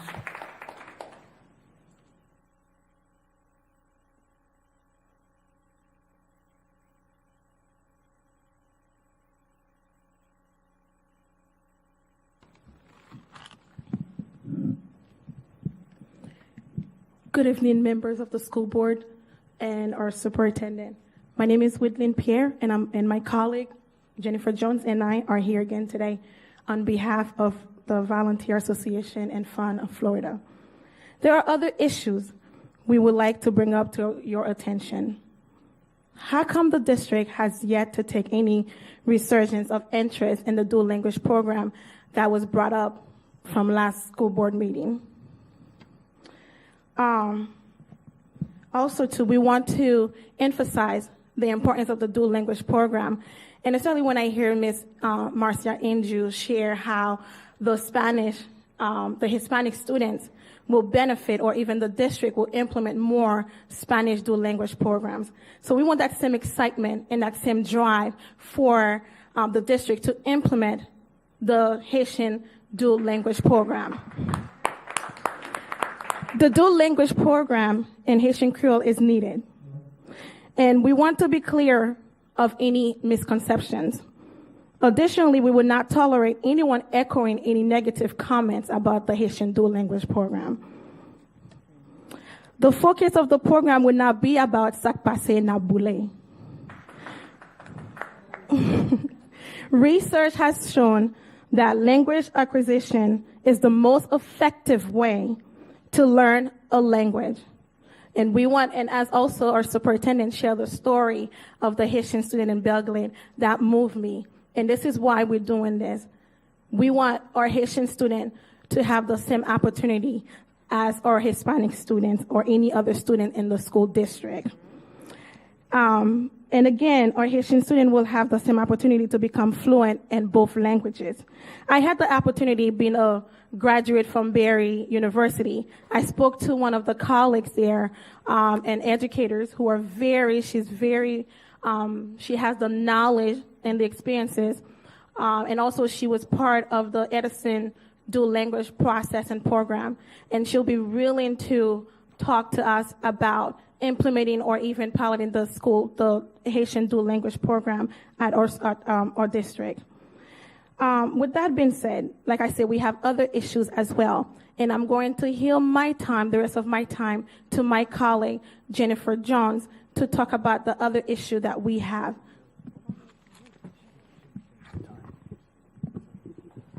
Thank you very much. I won't take most of the time. We do want to acknowledge the fact that we know of applicants right now seeking employment with the school board and looking for positions in administration and principals and teachers and supporting staff. And we know the importance of having people like this in place for these programs. These programs will fail if we don't have staff members available, able to assist and to support these programs. I have personal knowledge of teachers who've left the district from Village Academy, who've either left the area or left the profession of teaching altogether because they were not recognized, acknowledged for their capacity, or properly compensated. And to us, it is inconceivable that in Palm Beach County, there's such a disparity in educators and in administrators of Haitian descent. We currently only have 2 Haitian principals in the county, and our representation matters, and it's important for our children to see that they have principals and administrators available for them. We are dedicated. You need to finish up because you can only use the time that she didn't use, and you've already used it. But I'll give you another few seconds. I appreciate it. I don't need more. We do appreciate the efforts that are already being implemented by the superintendents and the staff. We did speak with Assistant Superintendent Dan Feldman, and we appreciate that we were invited to be at the table. But we've done some research on our end as well, and we know that there are a lot of issues that need to be addressed. We just want to implement how important it is for our community to see these changes. And in Darien alone, there are over 10,000 Haitians, and so the pilot program starting there is important. But we look to the school board to hire more and support more administrators of Haitian descent and to implement these programs because we want to see it succeed. Okay. Thank you. You're welcome. Thank you. Mr. Katz, it's your turn. And before you speak, I just want to thank you because over the last week and a half, I don't know about my colleagues because as for Sunshine, we're not allowed to speak to each other, but between you and Rita Solnit and Ron LaFace in Tallahassee, I mean, the 3 of you did a tremendous job of coordinating all that happened here over the last week. I understand that there's thousands and thousands of emails, text messages, and phone calls that went to the senators, and it's because of the magic trio that the 3 of you put together between you and Mrs. Solnit and Ron LaFace. So thank you very much for your efforts on behalf of the school board. All that money, although some of that money is for teachers, a lot of it was for other issues that's coming from that referendum, including security in our schools and, of course, our mental health. So we thank you very much for your efforts in putting all that together. Thank you.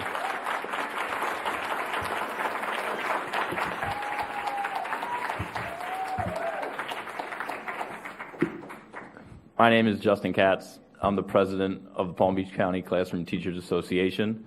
The first thing I wanted to do tonight was thank the school board and your staff and the superintendent for supporting the referendum. I stated it yesterday at the rally we held that I truly do believe that we have the best school board in the state of Florida. I don't say that lightly. I don't say that because we enter negotiations tomorrow.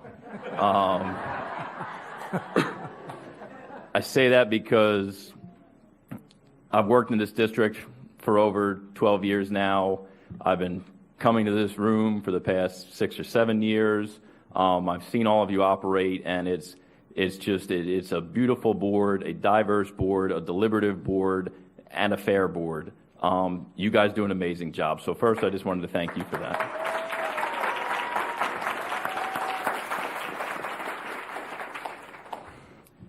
So the reason I'm here, the reason all of these teachers are here tonight, is because, as has been pointed out by everyone who's being honest about the situation we find ourselves in, that this is an issue of what is right, an issue of what is ethical and moral and democratic. That is why we're here today.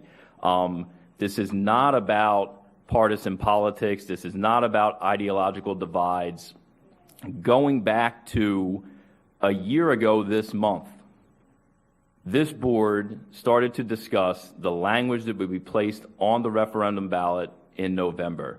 Not only did you all discuss in a public setting a group of elected officials with input from residents exercising their rights to speak and advocate for the position they believe was right, not only did you discuss that in the month of May and have a robust debate that led to different opinions, that led to you seeking additional research because you wanted to be as clear as possible that what path you took forward was the legally right path, whatever it may be.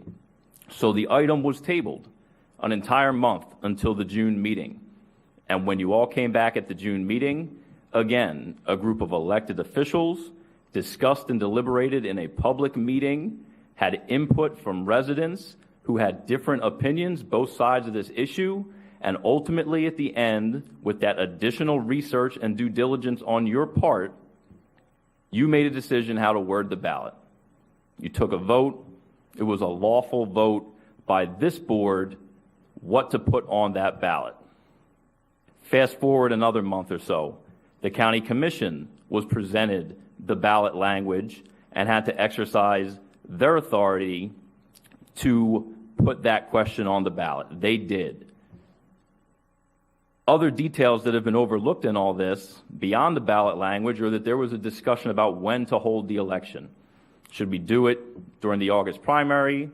Should we do it during the November general election? It was ultimately decided to do it in November, and a large part of the justification for that decision was to put it to a vote by the largest possible number of voters. Everybody knows that turnout says it's highest in November, and there is legislation in Tallahassee now trying to prohibit referenda from coming before voters outside of a November election because there's concerns about low voter turnout in municipal elections in March and primaries, et cetera. The bottom line is you guys decided to put it on the ballot at the time that the most voters would have an opportunity to exercise their right to vote yes or no on the question. Mr. Katz, you can continue because you kept it. You said if you would give you a little more time if the teachers didn't all speak tonight. So continue. There are a number of teachers who are upset with me that I asked them to let me speak for them tonight. I will deal with that. So again, the decision was to put it on November ballot. Mind you, now looking back, the November election was the highest voter turnout of a midterm election in the state of Florida ever. So we had more people voting on this question than any midterm election ever in the history of this state. The most democratic and open possible election we could have chosen. And it passed by 72% of the vote, 382,000 plus residents in Palm Beach County. It is ridiculous how many people supported this, how much consensus there was. There is no way to say this only passed because this group liked it or that group liked it. 72% means all groups liked it. So it passed in November. We thought we were done. Fast forward now, we are in negotiations for the current year, and part of those negotiations were to decide the language that would go into the contract governing the portion of the referendum that pertained to teacher raises. Raises that were put into place as supplements for our pay for the next 4 years because Tallahassee has repeatedly chosen to look at a business model for public education that says, what's the cheapest way we can do this? And that is how public education is funded every year. I don't think that's the smartest way to fund public education, but that appears to be the will of the majority up there. So now here we are, 6 months later, public meetings, votes by this school board, votes by the county commission, votes by the most important people in this process, the residents of Palm Beach County. It passes, we negotiate a contract, it's ratified by over 8,000 teachers. It was the highest voter turnout we had in our contract ratification in memory. When there is this much money on the line for teachers who have felt underpaid forever, they show up and vote. Now here we are at the legislative session, and inexplicably, on the tail end of all these democratic processes that were done in accordance with the law, in public and with the input of anyone who saw fit to comment, to exercise their vote, an undemocratic act is took place in the Florida House of Representatives in the form of House Bill 7123. It only takes one undemocratic act to undo dozens or hundreds or thousands of moral and ethical and democratic law-abiding decisions by our government. And that is what's happening right now.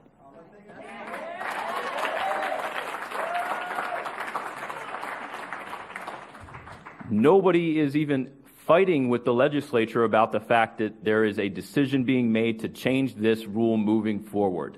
Whether you agree or disagree with it, rational people have accepted that if a majority votes for it and the governor signs for it, moving forward, that will be the law of the land. The issue I take, the issue I think all of you take, and the issue that hundreds of thousands of voters in Palm Beach County should take is that a legislative body that is upset with an election outcome cannot legislate it out of existence.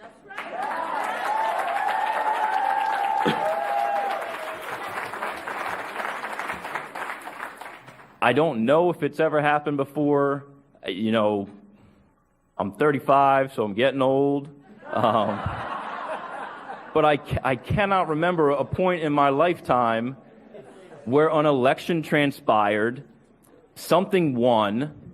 Naturally, there are people happy and unhappy about it. There are winners and losers in government. That's how this system works. But when you win, you expect what you voted for to be carried out. When you lose, you wait till the next election cycle and you fight and you try to win the next time. You do not and you cannot abuse your power as elected officials to reverse the outcomes of lawful democratic processes. It is not even about this referendum anymore. It is not about charters and non-charters. It is about a dangerous precedent being set that a majority coalition in the legislature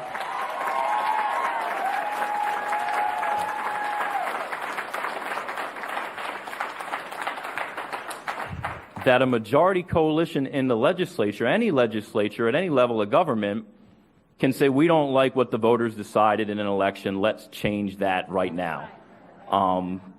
It's just not right. I understand that this is an emotional and personal issue. I've said it before in speaking on previous topics when I've come before you that I don't have children, but I get it. There is nothing more important, and you will do anything to get what you think is right for your children. I understand that. So I sympathize with individuals who don't agree with what happened. But our government does not govern based on how people feel when they lose an election. You just can't do it. I'm at a loss for words, and I'll try to wrap it up. Thank you. Like I said, to me, as an employee of this district, as a government teacher my entire career, this goes against everything I ever taught my students. This goes against every standard that I ever developed my curriculum. It is just the legislature, and I'm praying enough people in the Florida Senate stand up to ideological decisions that fly in the face of everything that is right and everything that legitimizes our government. It cannot be allowed to happen. Again, I pray that the Senate, by tomorrow when they make their decision, simply remove the language that says retroactive. If you want to change the law moving forward, that is your prerogative as a majority. You won the elections. You have a right. But this, again, is beyond the scope of your powers. It is beyond anything decent in our government. And again, I'll wrap it up by thanking you for your support the past few days, for your support through this entire process. Everything was done right.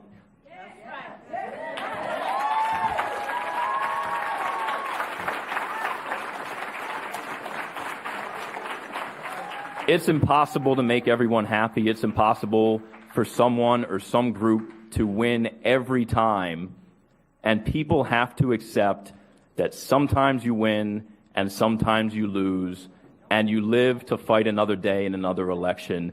And I pray that this message gets up to those legislators in Tallahassee, that you are not just disrupting what we've done here. You are undermining democracy in Palm Beach County. I don't care what happened any other district in this state. Palm Beach County did its job, crossed its T's, dotted its I's, and that's it. So the Senate needs to do the right thing. They've got a day or a couple days left, depending on how this shakes up. I'm asking the Senate to do the right thing. And with that, thank you, everyone, for coming here tonight. Thank you, everyone who came out yesterday. A lot of people have complimented me tonight. Thank you for that. Justin, the teachers are very lucky to have you as their...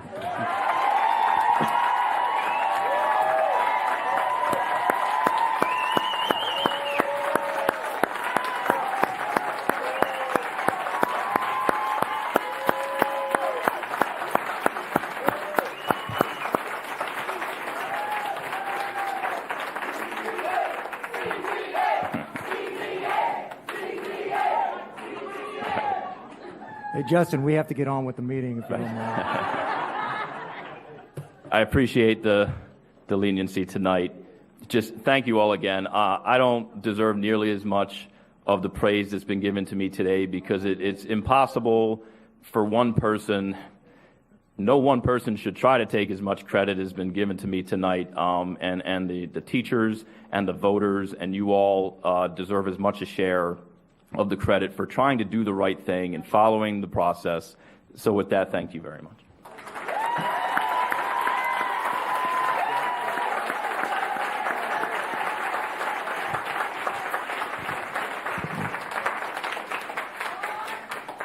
Okay.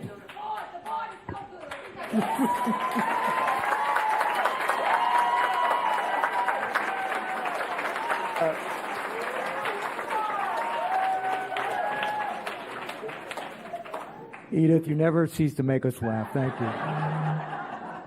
So we need to go to time certain non-agenda speakers, and then we'll get back to the agenda at some point. So I'm going to call you two at a time. We have two podiums. Would you please come up to whatever podium is closest to you? Carl Muhammad and Terry McIntyre.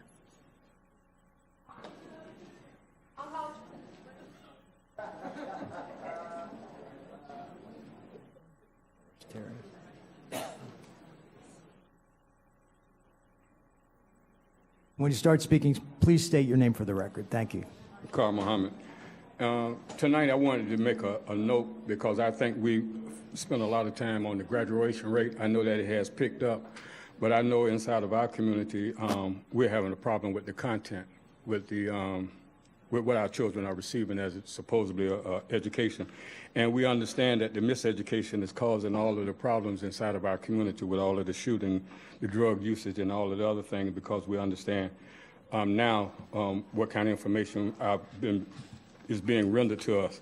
I just want to say that we've been talking about the word equity for a long time in Palm Beach County. I'm hoping that we could take a critical look at equity in information because like the book that Dr. Robinson gave you a briefing on tonight, there's so many other articles of information that are being omitted out of our children's process. And I want to say to those who are a little upset because we might not appreciate some of the things that you think that we should be appreciative of, like the graduation rate. I think still just to have people graduate and don't have the content, I think we're still doing a greater disservice to our community because we have a lot of people inside of our community that are misunderstanding what it is that is truly needed for our community. And we know that with the passing of Florida Statute 1003.42, it has caused us to take a critical look at the miseducation that is going on with our babies. And I'm hoping that you don't neglect us next year, because I've been coming to the school district now for about 25 years straight. And each year I've been asking for the same kind of report or the same kind of information to be rendered to our community so that we possibly might be able to do some things differently than what we're doing. And as a result of having compassion and the desire to see my community move forward, we have opened up the first black bookstore in Palm Beach County, and it's a hospital, because we understand that some people need an aspirin, some people need a month, some people need a year, and we also have a morgue, because it seems like some people are refusing to address the problem of our children. And Dr. Fenoy, at the meeting that we had at Palm Beach Lakes, I think Debbie Range, who was the long tenure inside of that activity, she shared with us some of the horrors that she received as a result of trying to put this information into where it needs to be, and that's with our babies. I'm hoping that you'll take a look. I'm located at 411 Rosemary Avenue, and that's downtown West Palm Beach.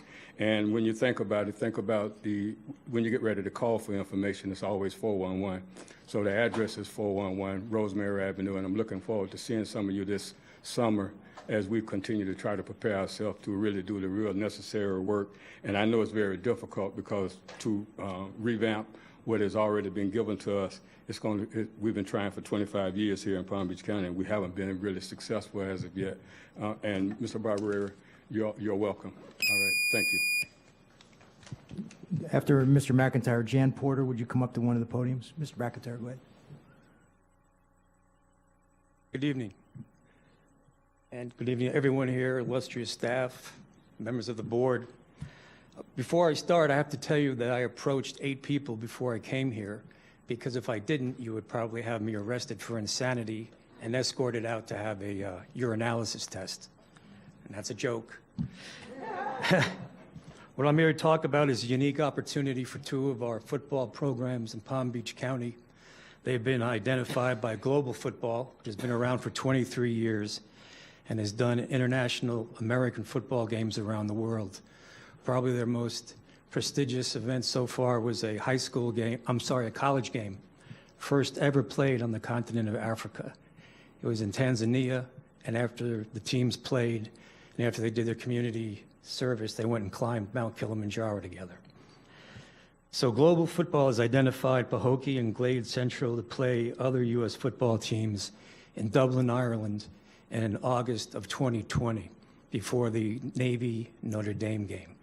And I think this would be a wonderful opportunity. You can see the 7 paragraphs. The 4 most important ones are education, global citizenship, school branding and recruiting, and school community. And what I like about the school community is they encourage the schools to invite and include not only the varsity and the junior varsity players, but parents, families, alumni, friends, the cheerleaders, the pom and dance teams, the band. In essence, they want to make it a true community event. Now to address the 800-pound gorilla in the room, money. We can approach various NFL current and vested players to support us. I can reacquaint myself with Chris Carter and Ray Lewis, who I've known from the past. We can also ask and reach out to Troy Vincent, who's the current Executive Vice President of Football Operations for the NFL. And then we could also look forward to private donations, either from individuals or corporations. Where I need your help would be to assist me in doing the work that we would need to get approved by both the state athletic association and the National High School Football Associations. I think it would be a great opportunity for all those students to go. I was blessed as a high school student. I was an exchange student in Madrid, Spain for half a year. It changed my life. I had another opportunity to study abroad in French-speaking Quebec when I went to McGill University. And it's like I told some of the coaches over at Glade Central the other day, I want all those kids in that area to have the same opportunities I had and twice as many more. So that's my time. Thank you very much. I'll be here if you have any questions afterwards. If you don't, If you don't mind, sir, Ms. Angela Moore and Dr. Pete Licata are both here. They can speak to you now about how we can assist. Thank you. Thank you all. After Mr. Porter, would Michael Woods please come up to the podium? Yeah, after Ms. Porter. She's sitting there. Yes. No, it's you. It's your turn. After Ms. Porter, Michael Woods, come to a podium, please. Hi. Good evening. My name is Jan Porter, and I want to say hello to Dr. Fenoy and the school board members. I haven't been here in a while. My younger daughter, Ashley, graduated from Dreyfus School of the Arts and has won Emmy Awards and many Associated Press and other awards. My granddaughter is now a student at Suncoast. And I've been a member of the Sackett Middle School of the Arts for more than 2 decades. My concern today involves the proposal to change the name of Dreyfus School of the Arts to Dreyfus School of the Arts and Sciences. Alex Dreyfus, for whom the school was named, brought up this decision in 2011 during an interview at Dreyfus that can be found in the Students' Muse magazine from that year. Again, this year, the issue of the Muse magazine was introduced by the communication students in a YouTube video with Mr. Dreyfus, and on that video, he speaks continually about science. On April 24th, a letter from Mr. Dreyfus's attorney was sent to the superintendent suggesting a change of name from Dreyfus School of the Arts to Dreyfus School of the Arts and Sciences under certain conditions, for which he named 5, which included, quote, the school district issues a binding non-appealable approval of renaming the school to Alexander W. Dreyfus School of the Arts and Sciences, end quote. The problem that's not easily translated is written in the Palm Beach Post. On April 30th, 2019, the headline appeared, quote, one Palm Beach County high school slips, another falls off the U.S. News Top 100. Followed by that is, quote, after roughly a decade after roughly a decade spent basking in the glow of the U.S. News and World Report's national rankings, both for Suncoast and Dreyfus High School, saw their standing slip. They did not slip. In fact, both of their percentages improved. No longer was Suncoast ranked in the top 2%, as in the past. It is now ranked in the top 0.5%, and Dreyfus is not. And Dreyfus also is on the top, close behind that. Both Suncoast and Dreyfus are both excellent in their sciences. We don't need one to share their students with another. Both schools work so well together. In a transcript of the Dreyfus video, Alex Dreyfus seems to suggest that another art school for the students who aren't academic achievers should be taken.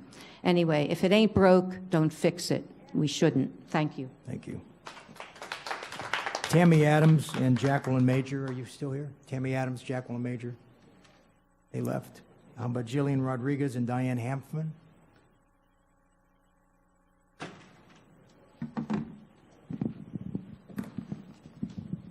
Good evening. I would like to express my sincere appreciation to our board members, CTA, and especially Justin Katz for using your public voices to show your support of the voters of Palm Beach County. Thank you also to Dr. Kozlow for teaching me to speak publicly, and Dow for encouraging me to do it more often. My name is Jillian Rodriguez, and I have been a Palm Beach County resident for over 39 years. I am identifying myself tonight as a resident rather than a veteran teacher, alumni of Palm Beach County Public Schools, or a parent of children who attend public school, because I want to emphasize that House Bill 7123 is not a teacher issue. It is not a technicality issue. It is not a public school issue, and it is certainly not a charter school issue. This is a voters' rights issue. This is the time for all of us, public school people, charter people, parents, and anyone who believes that our vote should matter, to come together to fight for what is right, whether you voted for the referendum like me or not. Even if I was a proponent of charter schools and had voted no, I would still be here wearing red, sending emails, making phone calls, holding a sign on the sidewalk 2 days in a row, posting on social media, and speaking here tonight instead of being home with my family. To bring attention to the fact that our lawmakers in Tallahassee are not only trying to compromise the will of over 380,000 Palm Beach County residents to serve their own agenda, but they are succeeding, and they are doing it fast and under the cover of night. This is an extremely slippery slope, and we cannot stand for this. This is not the platform to fight the charter schools versus public schools fight. This is not the time for us to be segregated by a moot argument. This is the time for us to come together and fight for our rights as voters. It's time to fight to keep our democracy intact. It's time for our lawmakers to vote no on HB 7123 and respect our vote. That's right. Thank you.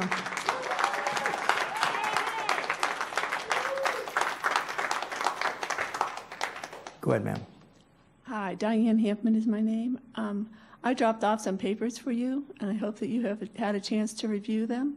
I wonder if you, like me, found it odd that an attorney would say that she was curious about the fictitious policy when I was referring to having to speak to area superintendents before addressing the board, which was a long time ago, because this has been going on a long time, when it was actually on the website of the school board. I also wonder if you, like me, found it unusual that the attorney uses my threatening of a lawsuit or something as a reason to stop people from speaking with me, when she also said, which I agree, that I don't have grounds and that the statute of limitations would be up. So those are things I found unusual.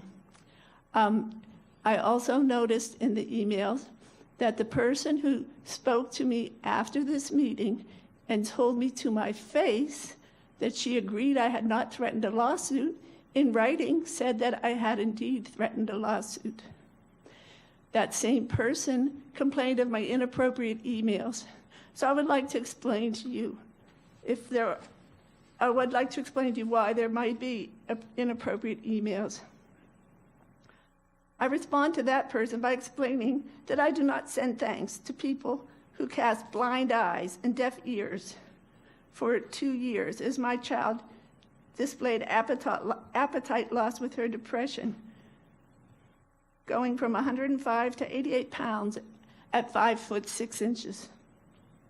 It's not a surprise when you see a 5'6" child weighing 88 that someone would think something might be wrong. The bones protrude, the clothes don't fit. In fact, at a meeting, my daughter wore a junior bridesmaid dress that she wore like 5 years ago, and it was big on her.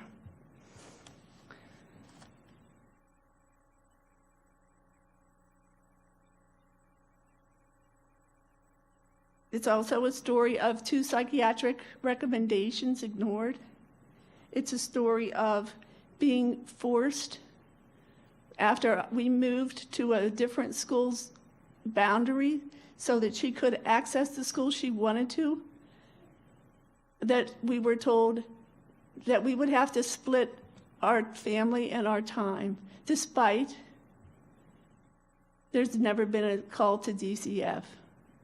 My daughter learned that her verbal pleas, her written pleas, and her physical amazing deterioration meant nothing. Thank you. Thank you. Okay. We need to approve the consent agenda unless anybody else wants to pull anything. Motion by Mr. Shaw, seconded by Dr. Robinson. Any discussion? All in favor? All opposed? Motion carries 7. By Mr. Shaw, seconded by Dr. Robinson. Any discussion? All in favor? All opposed? Motion carries 7-0. Already did BRD 2, CI 4. Mr. Superintendent. Yes, Mr. Chair, I recommend the board approve the memorandum of understanding with Eckerd Connects to provide workforce training, employment, and economic development. Motion by Mrs. Andrews, second by Mrs. Whitfield. Any discussion? Dr. Robinson? Thank you. I sent some questions in on this. I think that this is a valuable effort, but just a couple clarifying questions. So I asked if returning citizens from adult incarceration are eligible, because in the summary it says specifically DJJ reentry, but I want to know about young people that got direct filed as an adult. As an adult, if they are returning, are they eligible, or is it only DJJ? They are eligible simply because it does the DJJ process, and we're talking 18 to 24. They are eligible under this. Okay, so I just need to be clear. So, I mean, you could be 14 and be direct filed and charged as an adult, right? Correct. So if you're charged as an adult and then you're coming out of incarceration, are you eligible? I just want to be crystal clear. Yes. Okay, because then you're not in DJJ then. No. That's my point. But you're eligible. Yes. Okay. That's what Okay. the WIOA grant is directed to the Opportunity Act, to provide training and opportunities without paying money in order to get them back on track with the career training. Okay, so just because I didn't see that in the documents, would you just like double check Absolutely. that? Okay, and then the other thing is, I was going to pull this also just to say, to make it crystal clear, we are not delegating authority, so this contract has to come back so we can see their outcomes, and I would hope that we would outline some metrics, some expectations in terms of numbers and how many people complete the program, how many get job placed and all that, and so that it could come back to the board for us to evaluate if we want to continue. So that's a great question, because as you know, it says in the notes that they've never done anything with us. So they actually are with Career Source, and Career Source manages them. If they are not successful and do not meet Career Source's matrix, which we can garnish as well, they will be invited back by Career Source. So this is an opportunity for them. They have a matrix from them, and we'll provide that for you as well. Because if they're not successful, we need to go with another service, obviously. Okay, so I would hope that we would define success outside of however Career Source defines success, because in my neighborhood, Career Source is thought to be unsuccessful. Okay, I just want to be clear. If we're going to help, we need to make sure we set a bar for them and work towards it. I don't want to just, it's not my goal to cancel. I want to make it successful. Correct. Okay. Any other questions? If not, we'll call the question. All in favor? All opposed? Motion carries 7-0. Next item is COM 11. Yes, Mr. Vice Chair, I recommend the board proclaim May 2019 as Mental Health Awareness and Trauma-Informed Care Month. That's 12. I'm sorry. 11, I'm sorry. My apologies. We can do that. Mr. Vice Chair, I recommend the board proclaim May 2019 as Haitian Heritage Month. Motion by Dr. Robinson, second by Mrs. Andrews. Any discussion? Seeing none, we'll call the question. All in favor? All opposed? Motion carries 7-0. COM 12. Yes, sir. I recommend the board proclaim May 2019 as Mental Health Awareness and Trauma-Informed Care Month. Motion by Mrs. Andrews, second by Mrs. Whitfield. Any discussion? Seeing none, we'll call the question. All in favor? All opposed? Motion carries 7-0. COM 13. COM 13, I recommend the board proclaim April 28th through May 5th as National Days of Remembrance. Motion by Mrs. Whitfield, second by Mrs. Brill. Any discussion, Mrs. Brill? Thank you, and I know it's late, but I think it's very important that I read this proclamation, especially in light of all the anti-Semitism in the world right now. So I am going to read this proclamation, and then I have a couple of acknowledgments to make. Okay, it's the proclamation for National Days of Remembrance, April 28th to May 5th, 2019. Whereas the Holocaust was the state-sponsored, systematic persecution and annihilation of European Jewry by Nazi Germany and its collaborators between 1933 and 1945. 6 million Jews were murdered. Roma, Gypsies, people with disabilities, and Poles were also targeted for destruction or decimation for racial, ethnic, or national reasons. Millions more, including homosexuals, Jehovah's Witnesses, Soviet prisoners of war, and political dissidents, also suffered grievous oppression and death under Nazi tyranny. And whereas the history of the Holocaust offers an opportunity to reflect on the moral responsibilities of individuals, societies, and governments, and whereas the school district of Palm Beach County should always remember the terrible events of the Holocaust and remain vigilant against hatred, persecution, and tyranny. And whereas the school district of Palm Beach County should actively dedicate ourselves to the principles of individual freedom in a just society. And whereas the days of remembrance have been set aside by the school district of Palm Beach County to remember the victims of the Holocaust, as well as to reflect on the need for respect of all peoples. And now, therefore, be it resolved that the superintendent and school board of Palm Beach County do hereby proclaim the week of Sunday, April 28th, 2019 through Sunday, May 5th, 2019 as days of remembrance, and be it further resolved that in memory of the victims of the Holocaust and in honor of the survivors as well as the rescuers and liberators, that we should work to promote human dignity and confront hate whenever and wherever it occurs. Done this first day of May 2019 in West Palm Beach, Florida. And I just want to take a moment to recognize and thank Insight Through Education for their commitment to the Holocaust education program in Palm Beach County Schools, and also to thank Lauren Gross, director of the Gross Family Center for the Study of Anti-Semitism and the Holocaust, for her efforts to expand the ways in which our students and teachers receive Holocaust education. Thank you. Thank you. Any further discussion? All in favor? All opposed? Motion carries 7-0. FMPF1, Mr. Superintendent. Yes, sir. Mr. Chair, I recommend the board receive and accept the monthly contract and disbursement report as submitted. Motion by Mr. Shaw, second by Mrs. Andrews. Discussion. Dr. Robinson, did you pull that? I just pulled it the same as each month because we're not good enough yet, and we're just going to keep working on it with all deliberate speed, which will be faster than the deliberate speed after the Brown versus Board. How about that? Okay. All right. Any further discussion? All in favor? All opposed? Opposed? Opposed? Motion carries. Thank you.